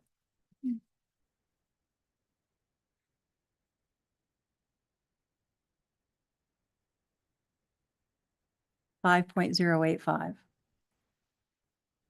And if we take on the second position, the community service communications, what does that then take us to?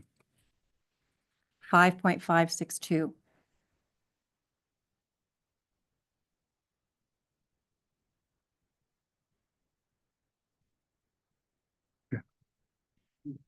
Thank you. Just want to point out that is the blended rate that includes all of the third-party levies and the asset management 1.5. The portion that we control would go from the 1.795% to the 2.66 or 6.59 if you added both positions. That's only the portion that we can control.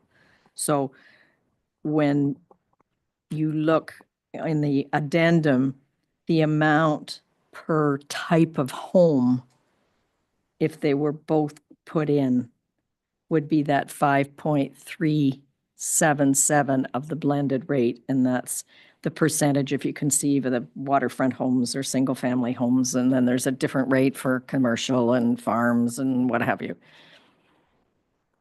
I think Ken is next. Okay, Greg again? Sorry, Madam Mayor, thank you. And again, obviously, the increase in OPP levies was ridiculous, is probably the term that comes to mind. I listened on the news and heard that Collingwood was going to get hit at 37%. So I think it was obviously prudent by the government. And I understand the argument, and for and against, I understand the argument on both sides of removing the levies from and listing them separately from the tax increase.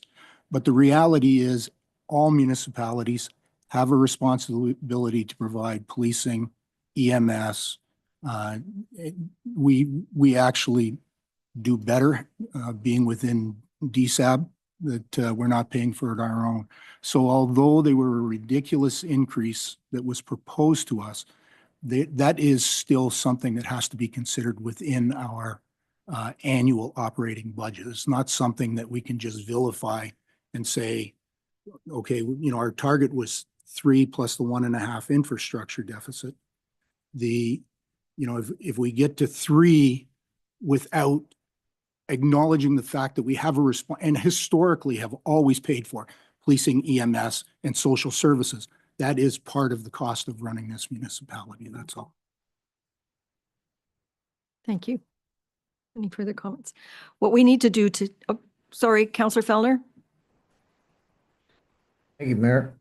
Just now that I have Michelle here, I did have a question, and I know I talked to her last week, and I didn't ask her this. So, and it pertained to the reserves.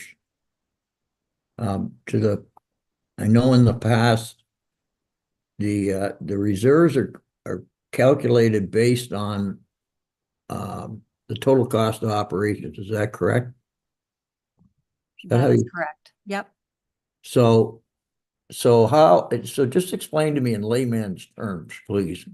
How did we slip from, I know we were in that 25 to 30 range. I remember you showing us quite a few times, the recommendations where where you should be. How have we slipped from there? Just what's caused us this to slip down? It's obviously concerning the finance committee. It's a little bit concerning to me too. So I need to just understand what the remedy here is. When you look at the capital budget over the next 5 years, there are significant expenditures coming up, not just the completion of Star Lake Road, but there's also Blackwater. There's also a very large investment in vehicles. Right. Okay. And that's basically what is really pushing the reserves and the reserve funds. So that 14% that it's dropped to is based on the forecast over the next 5 years. That's correct. Of yes. the capital budget as it sits right now. That's correct. So unless we do one of two things, either adjust the capital budget to leave, to not quite spend so much, which would mean dropping some projects or pushing some purchases back, or because that's funded, that reserve fund is funded off a percentage of our operating costs. Is that? The reserve funds and the capital, when I'm doing the budget, they're completely linked. So we do move projects around based on what kind of money we have in the reserves and reserve funds. What also affects the reserves and reserve funds is if we happen to get any grants. So if we can get more capital grants, it reduces the pressure on the reserves and the reserve funds. So what that budget has in it right now is what's known. So Right. we know what OCIF funding we're going to get. We know what CCBF funding we're going to be getting. We know what NORDS funding we have. But if anything else happens to come up, that will also help with the pressure on the reserves and reserve funds. And again, that's only a 5-year forecast. That's not a 5-year written in stone, but it's a 5-year forecast. We've also had an increase in our operating expenses. So as the operating expenses go up, that 25% also goes up. So there's all kinds of moving pieces in this, but again, it's just a projection. Right. So what's the remedy? We can either spend less money, we can put more money into reserves, or we can continue looking for grants and use grants for a lot of our purchases, our capital purchases. There's also opportunity to look at changing how we do business. Maybe we change the way that we operate our fleet. Maybe we change the way we own our fleet. But there are some opportunities that we can look at in the next 4 to 5 years that would help with the reserves and reserve funds. Okay, thank you. Councillor Bazinski. Michelle, do we have any idea roughly what our annual cost is going to be for pool maintenance for the Parry Sound pool? I'm going to defer that to our CAO. We have a general idea, Councillor Brzezinski, and for the life of me, without having a few moments to go digging, I don't want to give you a number that I don't know off the top of my head, but we do have a reserve that's got a few $100,000, if I remember correctly, from a few years ago, that's been put in place to help aid in the transition when the pool comes online, so that we're not putting the whole thing onto the tax levy immediately. But I'd have to get back to you on that number. I don't know it off the top of my head. I apologize. And that's not a problem. I just wanted to point out that will be another drain on our reserves. So that's, you may think I'm the Grinch that stole Christmas, but I don't really mean to be that way. I'm just looking ahead and saying we have to be responsible to our taxpayers because a lot of them cannot afford it. And that's why I'm suggesting we really have to look at this budget seriously, because we have been hitting our taxpayers pretty darn hard over the last few years, and combined with everything else, it's very disappointing. Okay, I think our goal today is to give really specific direction to mainly Michelle and Jason. We need to tell them what we want in the budget. And because I'm hearing different opinions, I'm going to call for a show of hands on each of the pieces. That's fair. I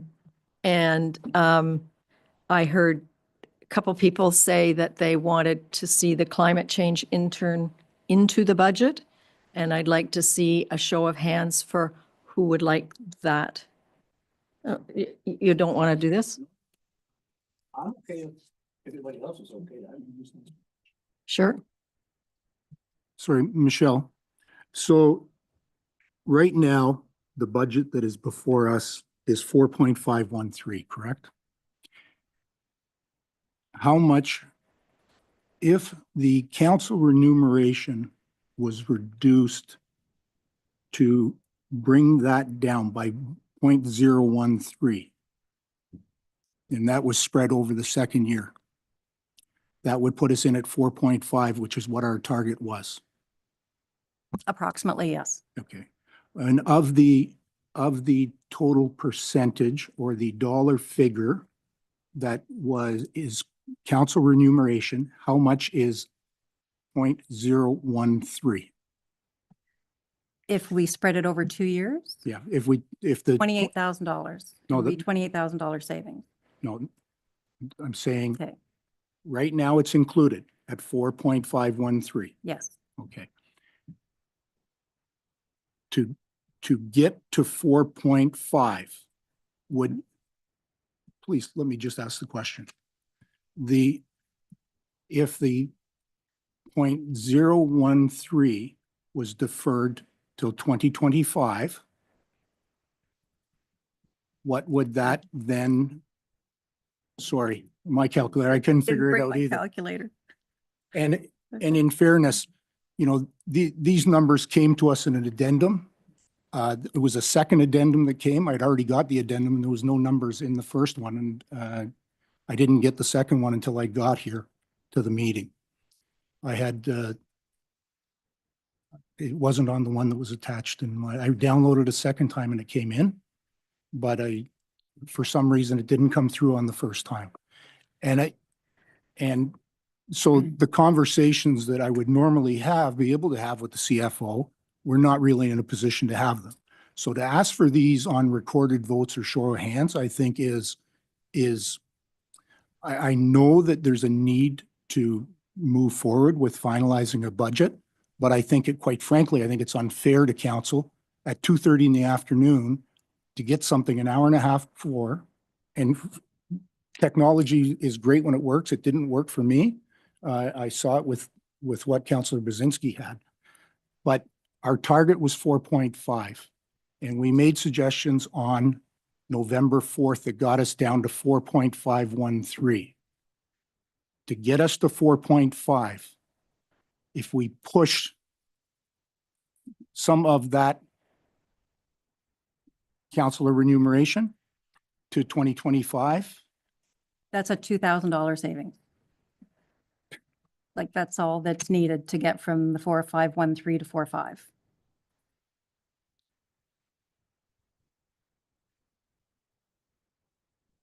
thank you. And the reason being is when we first started this budget process, we were looking at 4.5%.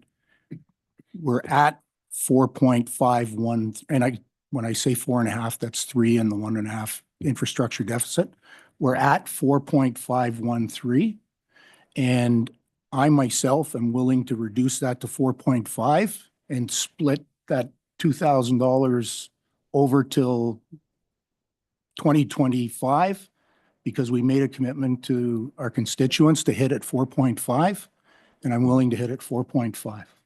Thank you.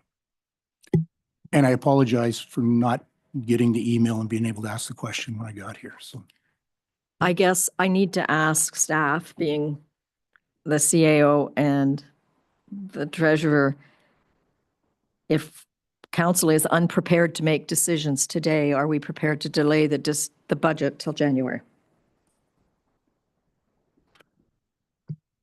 Excuse me. No. Well, yeah, I have a question. The CAO to respond, if we could. Well, no, but I mean, it's been a discussion since November 4th. Actually, since back in August, it's been a discussion. We don't vote on anything until the 9th. That's when we vote.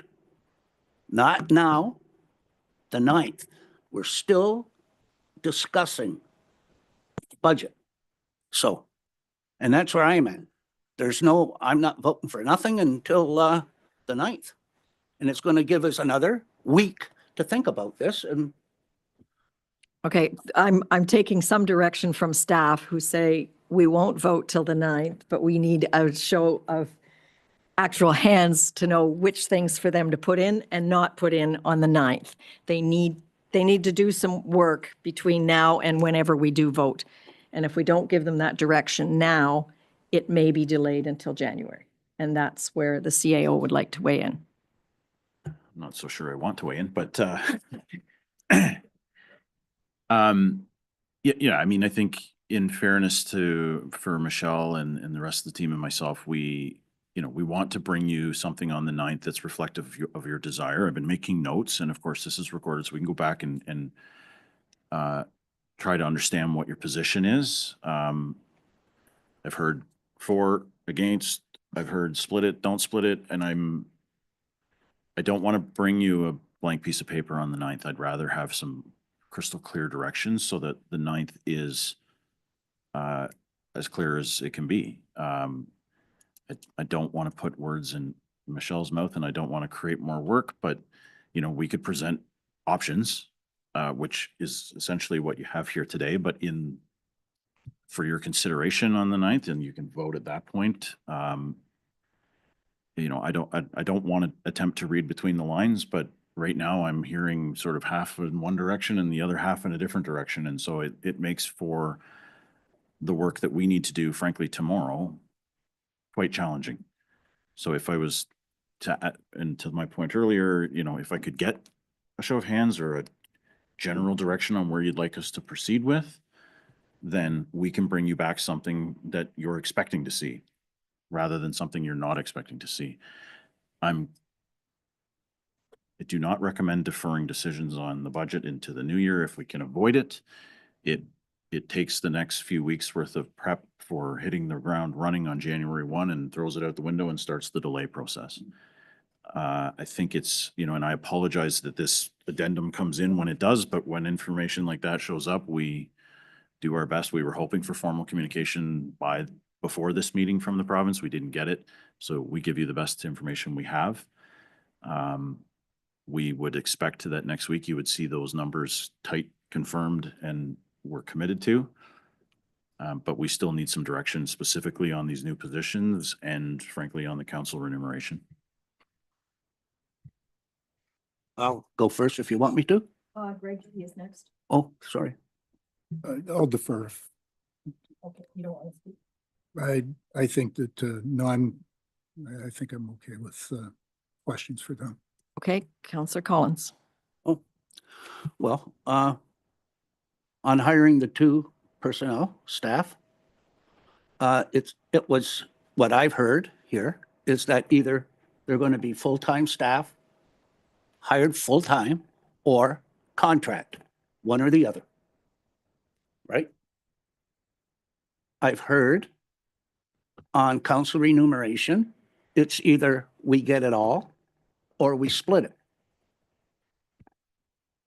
And somebody else could, the 4.5 has always been our target since day 1, as soon as that come back. Now, does that 4.5 include the 2 new hires? No, it does not. All right. And that's all I need to say. Okay. Thank you. We've heard Mr. Collins' point. Just to help staff, I'd like a show of hands. This is not firm. It's direction to staff. On climate change intern, how many believe that that position should stay in? Could I have a show of hands? 1, 2, 3. Pardon? Councillor Fellner, are you in or out? In? Okay, 1, 2, 3. So it's 4 to 3. On the shared communication ops or community services, how many would like it in as a staff person, not contract? 1, 2. Councillor Fellner? I'm sorry, I can't hear you. No, I know, because I have my mute on. I mean, I'd prefer to see, I think it's necessary, but I'd prefer to see it as a contract position for the first year. Okay, so let's do that as a second vote. the shared communications, community services as a 1-year contract position. Okay, so that's 4-3. Council remuneration, all in 2025. How many would like that?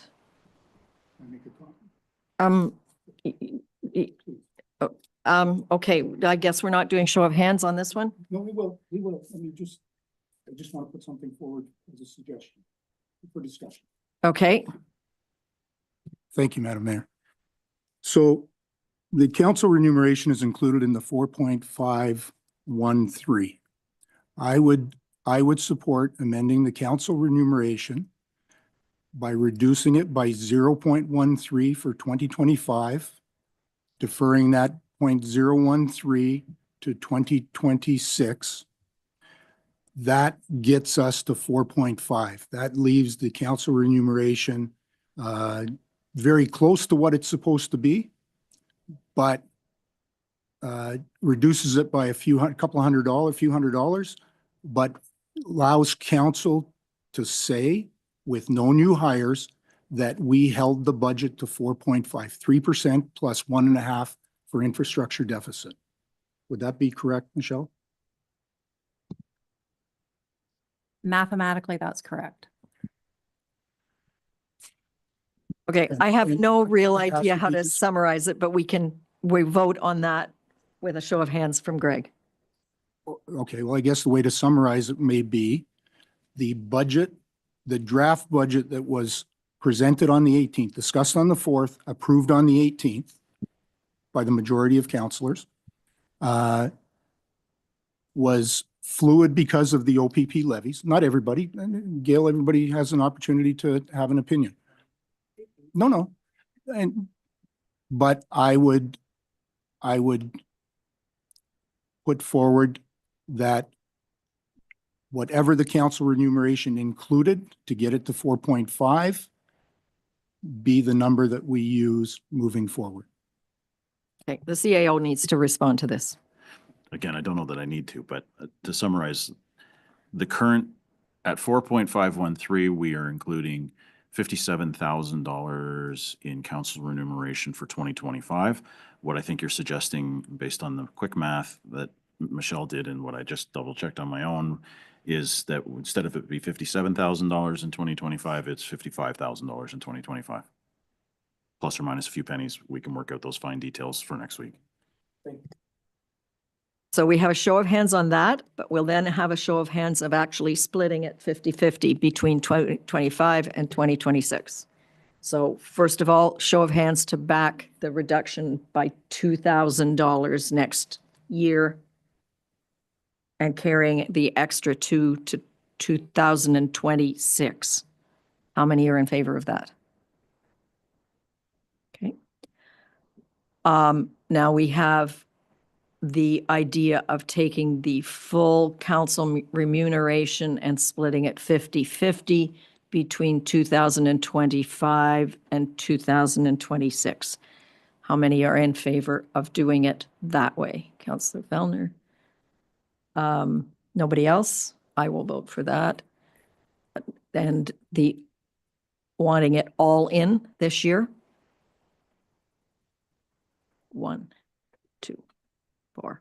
So I want it all in, the full percentage. 20. Okay. So other decisions for staff. Yes, Michelle, what else do you need? So I just want to confirm, we're adding in both new positions. Council remuneration is staying as is. So we're looking right now at a 5.562 approximately percentage increase. Of the blended. What Of is your the, municipal tax rate increase in total at 5.562? And I realize we've got one position that's going from full-time to contract, but full-time to contract, we still have money? It's still going to cost us. So Can you tell us what the percentage is on the operating, the piece that we can control? as it stands right now, 2.844. Okay. That's with the three little decisions we just made. That's Okay. correct. Thank you. Do you have what you need? Okay. Do you?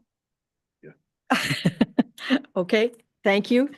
And believe me, I've been checking my email every hour since the call on Thursday to find out what the exact number is. And unfortunately, our MPP can't give it to us. It's got to come from the Attorney General's office. Okay.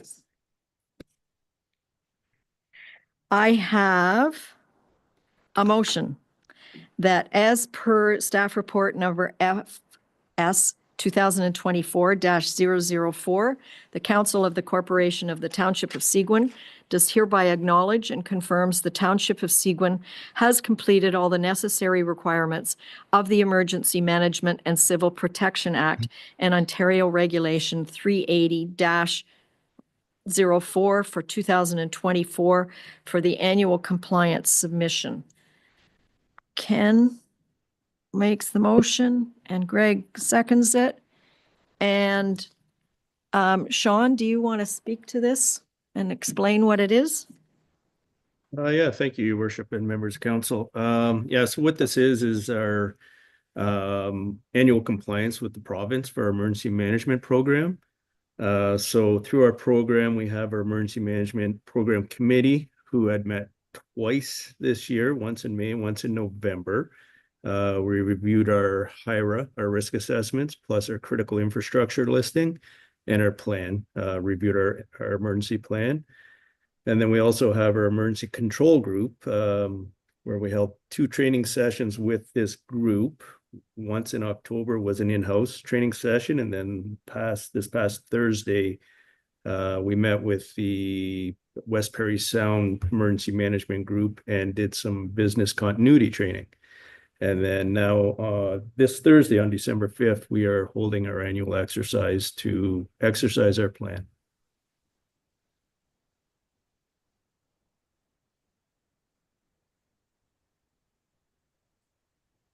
Does anybody have any questions of our fire chief?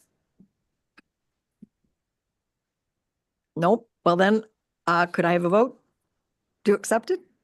Thank you very much. That was very easy.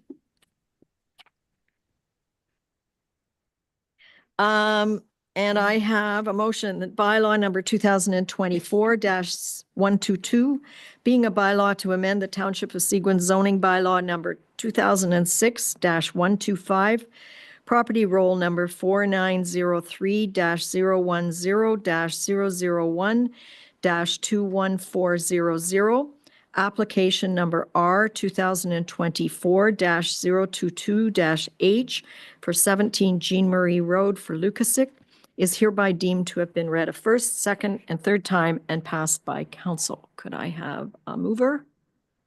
Ken, thank you. And Vincent, all in favor? Thank you. And that is carried. Oh, this is a big read. Bear with me. This is the town of Parry Sound. Whereas 74 James Street, which is the Parry Sound Post Office and Service Canada, has been listed on the Directory of Federal Real Property as available for housing development. And whereas the status of the federal listing is, bracket, open for feedback. And whereas Parry Sound's post office is a district sorting and distribution hub, and whereas there are other important government services provided in the building, and whereas the services offered by Canada Post and the other government agencies are important to the businesses and residents in West Parry Sound, and whereas the employment created through the provision of these services is important to the local economy. Now therefore be it resolved that in response to the federal government's request for feedback, the federal government and the Canada Post Corporation be advised that the Council of the Corporation of the Township of Seguin strongly supports Canada Post services the services offered by Service Canada out of 74 James Street, and that the associated jobs remain in the West Parry Sound area. And further, that this resolution be forwarded to the other 6 municipalities that together comprise the West Parry Sound.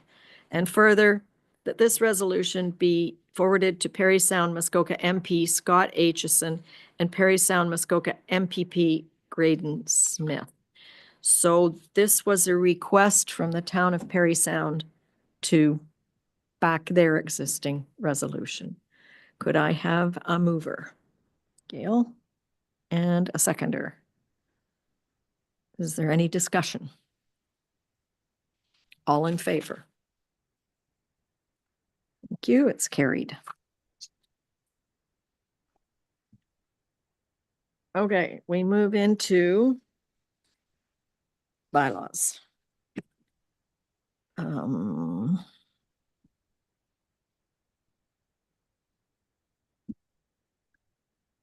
Okay, I have a motion that bylaw number 2024-127, being a bylaw to authorize the execution and entering into an agreement for the provision of 911 primary PSAP services, is hereby deemed to have been read a first, second, and third time and passed by council. Could I have a mover, Ken, and a seconder? All in favor? I can tell you that from the 911 committee I sit on, this technology is light years ahead of where we've been. So it's a good move. Don't understand it, but it's going to work better.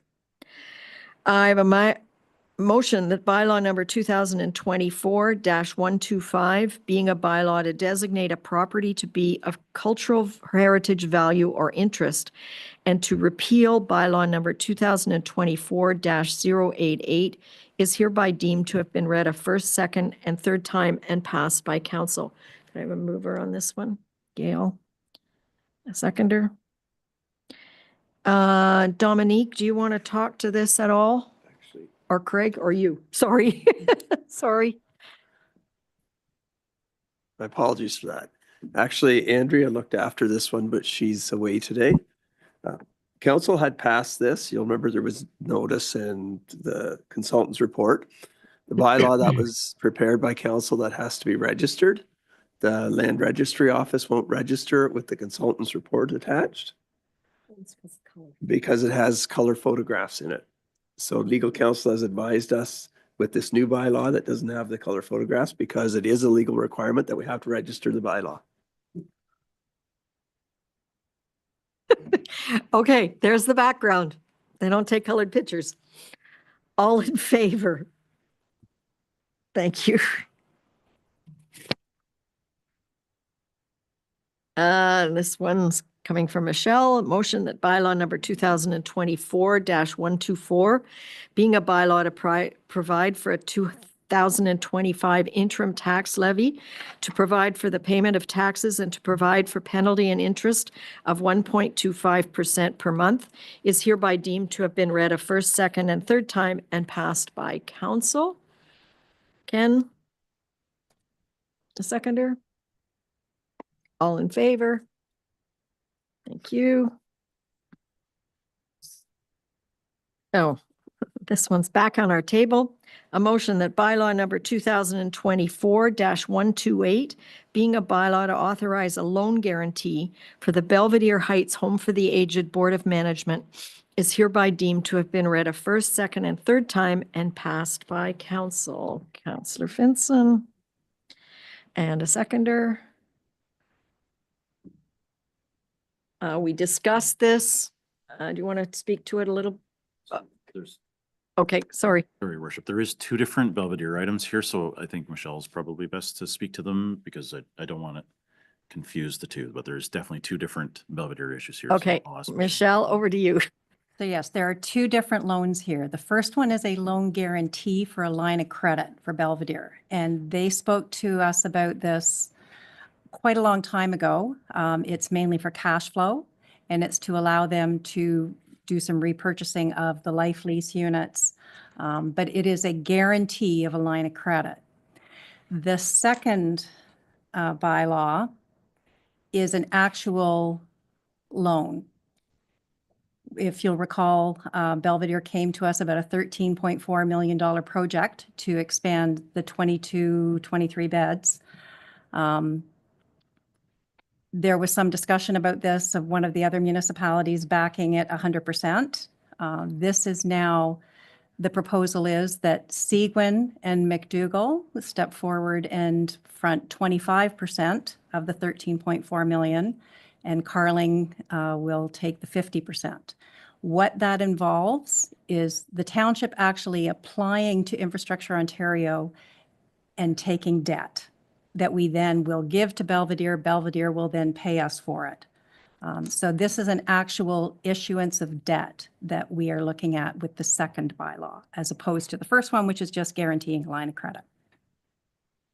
Okay, and it's 25% for each of McDougall and Seguin and 50 for That's correct. Carling. Yes. Part of it's to get it done quickly. Yes. But who's got the power to borrow? Okay, so do you want to speak to it? The first one we've got on the table is the loan guarantee. So we have a motion, all in favor. Thank you. So the next one is a motion that bylaw number 2024-129, being a bylaw to authorize certain new capital works of the township, of the corporation of the Township of Seguin, which municipality, to authorize the submission of an application to Ontario Infrastructure and Lands Corporation for financing such capital works, to authorize temporary borrowing from Ontario Infrastructure and Lands Corporation to meet expenditures in connection with such capital works, and to authorize long-term borrowing for such capital works through the issue of debentures to the Ontario Infrastructure and Lands Corporation, is hereby deemed to have been read a first, second, and third time and passed by council. A mover, Gail, and a seconder, Ken. And Michelle's provided the explanation. Are there any questions? Councillor Getty. Sorry, thank you. Just quick, this is a debenture, same as we were talking before, and yours, I don't want to put you in a bad spot, but we're comfortable that Belvedere will be able to cover the costs that we incur for this. We have been provided with some cash flow information from Belvedere. It was in the presentation that they provided. And they are quite confident that they'll be able to repay this. That's correct. Do they have a timeline for repayment or do they anticipate, Gail? Thank you. What happens is that they will get the money from the government. We have the money, we are guaranteed the money, but it comes in ebbs and, you have to apply for it each time. So that will come back to the township as they get it. Okay, thank you. Any other questions? All in favor? Thank you. Council reports. Let's start with Ward 6. On November the 19th, I participated in the Lunch and Learn in Rosso. We had a really great time, and the 33 people attended. The stew was delicious. The pies were out of this world. I think they were making up for the Lunch and Learn before, but they were so good. Just on those same lines, I'm a member of the Rosso Caring Community Committee, and we have through Russell Lake College, they have guaranteed us, or they're going to loan us their bus and their driver anytime we want to do a bus trip with the seniors. So it's pretty exciting. We did we had booked St. Marie among the Hurons, but the weather came. It was supposed to be Sunday, and everybody was too afraid. The seniors canceled immediately. They were just coming in, so we canceled that one. But we still have the guarantee of the bus if we want to take them. We're going to take them. Try a shorter one next time, not so far away. Maybe Perry Sound, maybe to a theater in Huntsville or something. So we're going to try that for our next one. And I also had a meeting with Belvedere Heights. at Belvedere Heights, the community services. Our Lunch and Learn, our Rosso Caring community is connected. So we're working as a team with them. So we were there just to discuss things going forward and how people can donate money and stuff like that. It was a really exciting meeting, and we're a pilot, like they're using Rosso as a pilot to see if this works, having us partner with them, because you have more available money and resources and stuff like that to share with your community. And it's all to do with the active seniors, with that group there. So I've been working on the turkey dinner. Other than that, I've been trying hard, but I was going to do everything this weekend, get everything, but everybody's phone was out. I couldn't get a hold. I only had a cell phone. I had no hydro. So my phone was down to like 20%. So I'm not complete, but I'm confident that Terry's been working hard and he's got people covering my behind, and everything will be fine. So that's all I have. Thank you. And if anybody wants to help, just send me an email. Thank you. Councillor Collins. Thank you, Mayor. Yes, I will be donating my time on the 7th at the turkey dinner, and my wife. And I have not been that busy in the last couple of weeks, except for that incident in Orville. Thank you. Thank you. Councillor Fellner. Hang on here. Oh, I'm unmuted. Thank you, Mayor. Since we last met, I have had, pardon me, I had a recreation committee meeting.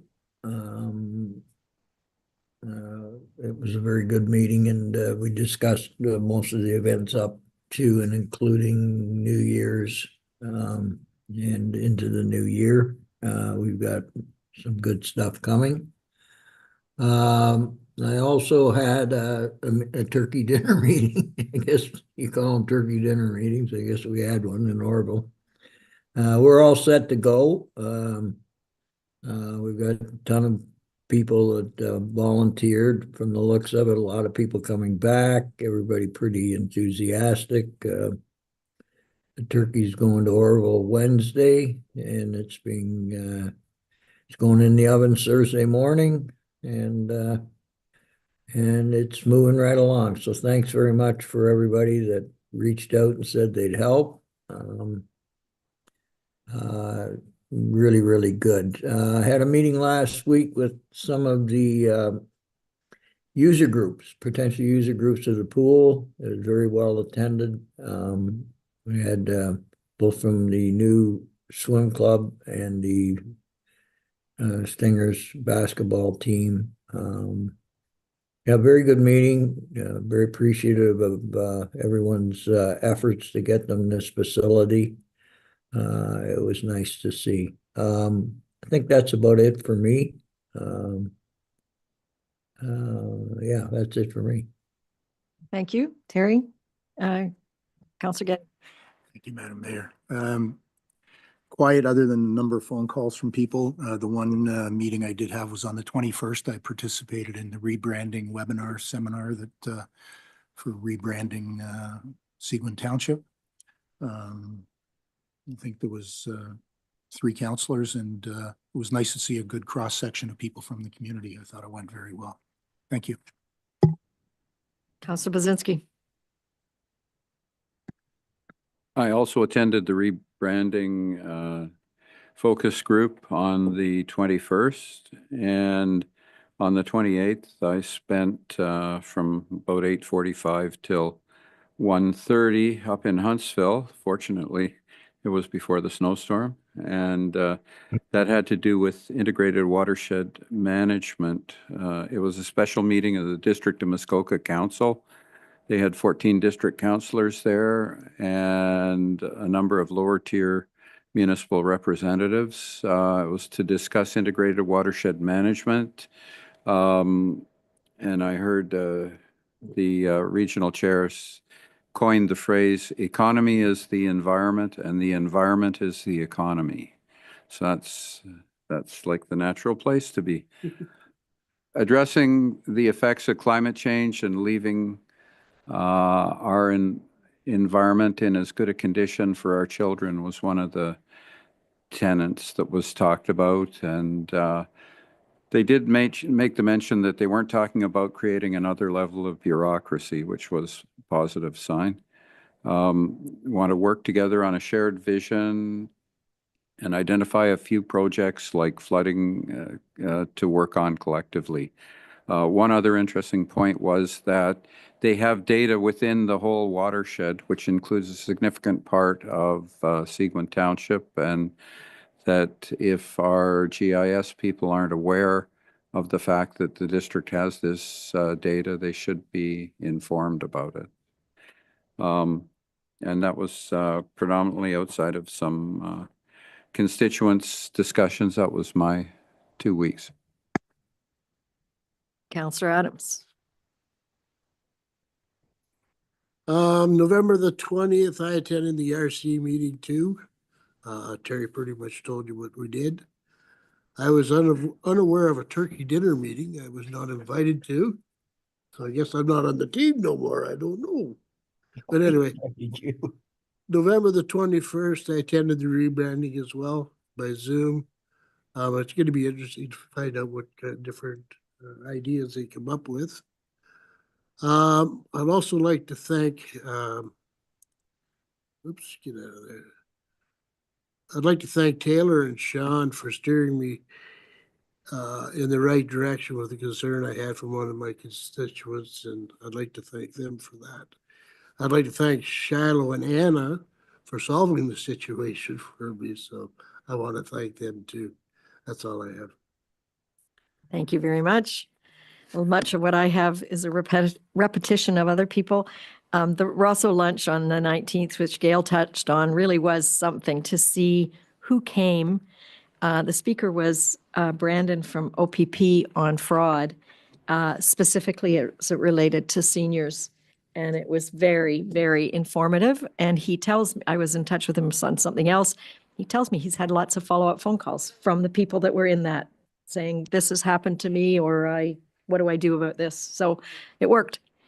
On the 20th of November, I attended the Northern Ontario Women's Caucus, and they are obviously very concerned about the northern boundary movement that we talked about last, and they were part of the group that delegated on the OPP costs.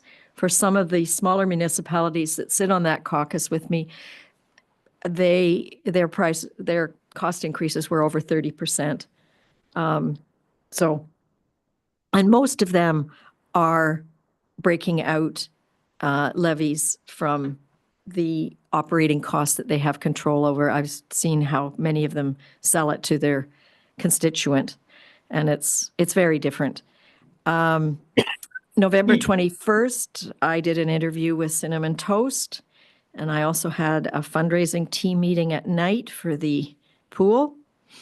November 26th, we did quite a few interviews about the moose matching campaign, which was for the Recreation Center. And I just want to report, I hope some of you heard it, in the last 6 months, we had an anonymous donor who had agreed to match up to $100,000. And by Saturday night, which was when it closed on the 23rd, we'd raised $196,000. So I went back to the donor who said, I'm going to come out of the closet and tell everybody who I am. And I will up my contribution from $100,000 to $190,000. So we raised $386,000 from grassroots community people who care about a rec center in 6 months. And I think that's testament to some of the people that are naysayers. Well, the donor is Don Carmichael. He was on McKellar Council. He's also works very hard. He's been before council, speaking on behalf of Belvedere. His background is in hospital administration. He's a public servant at heart, but he and his wife have a family foundation. They came to us 3 years ago, volunteering this. And when he went very public, and I don't know whether you heard of him on Moose, but he did a series of interviews over about an hour with Xander, who's the one of the news broadcasters. And his point of coming public was, okay, there are other people, if I can do this, there are other people out there who can do it again next year. And that's our goal, is to find another matching campaign. I delivered a check today to Michelle of a donation from a seasonal resident of $1,000 to help pay for the turkey dinner. This individual can't attend, but feels it's a very important thing. I didn't know how much it was because it was in a sealed envelope, but that's the kind of support we have from seasonal residents. And I want to remind everybody about the second annual Winter Sound Waves on December 15th. Tickets are going quickly from the Stocky Centre. I was a sellout last year, and I encourage you to get your tickets. I can't think of his first name, but Mr. Campbell, our famous musician, will be playing with his quartet or whoever it is. I think we'll have Terry and Mrs. Fellner in an orchestra on the stage accompanying him. So it really is quite an afternoon of music in the community, by the community, and for the community. And the funds raised go to the Recreation and Culture Center. So get your tickets before it sells out. Over to you.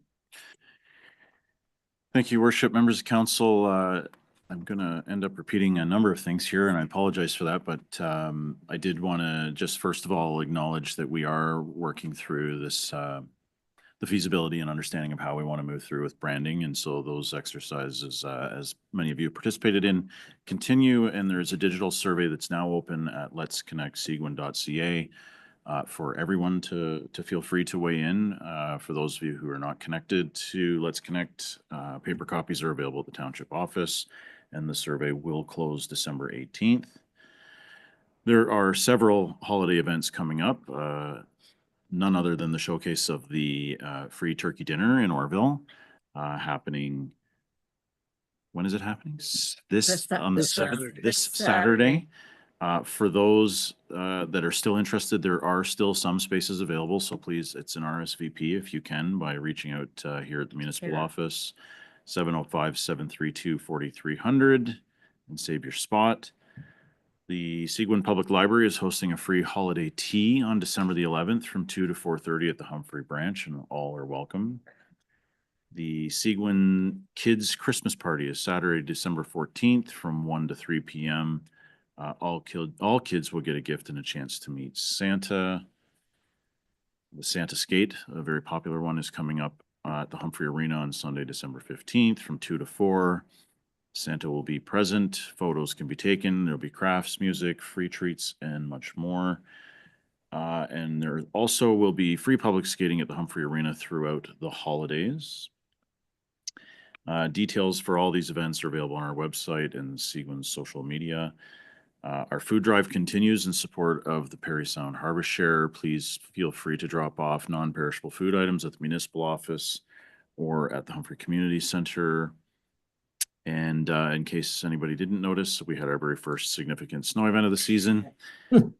So we'd like to just remind residents that, you know, there are no parking on Seguin roads during the winter events, winter at any time. Every household should be equipped with an emergency kit on hand with enough supplies to last at least 72 hours without service and power. And residents who live on private roads are responsible for arranging maintenance and clearing. And a big, gigantic shout out to our team that's out there, the snow warriors that go out at all hours of the night, all days of the week, and make our roads and our facilities safe and accessible for everybody. We really, really appreciate the great work that they do day in, day out, especially when they sacrifice their weekends to keep us all moving around freely. So thank you to them. That's it for me, Your Worship. I've had some pretty nice compliments on that team. We did very well, very quickly. So thank you again to the team. Okay, I have a motion that the Council of the Corporation of the Township of Seguin does hereby receive the board and committee minutes and agendas and the correspondence as presented on the agenda and the addendum for December 2nd, 2024 meeting of council. And your hand always goes up really quickly. Seconder? All in favor? And I have a motion that bylaw number 2024-126, being a bylaw to confirm the proceedings of meetings of council, is hereby deemed to have been read a first, second, and third time and passed by council. Mario, Greg, all in favor? Thank you. And one more. And I have a motion that the council of the corporation of the Township of Seguin does hereby adjourn the regular meeting of council at 5:09 PM to meet again on Monday, December 9th, 2024 at 2:30 or at the call of the mayor, but I'll see you same place. He wants to move. I'll move it. Okay. Okay, Counselor Adams and a seconder, I'll Gail. second. Okay, sorry, you're fighting to second it, I Terry haven't Bellner. got to do any of it today. All in favor? Travel safely, Terry, Thank and you. with those turkeys. Yep. See you guys later.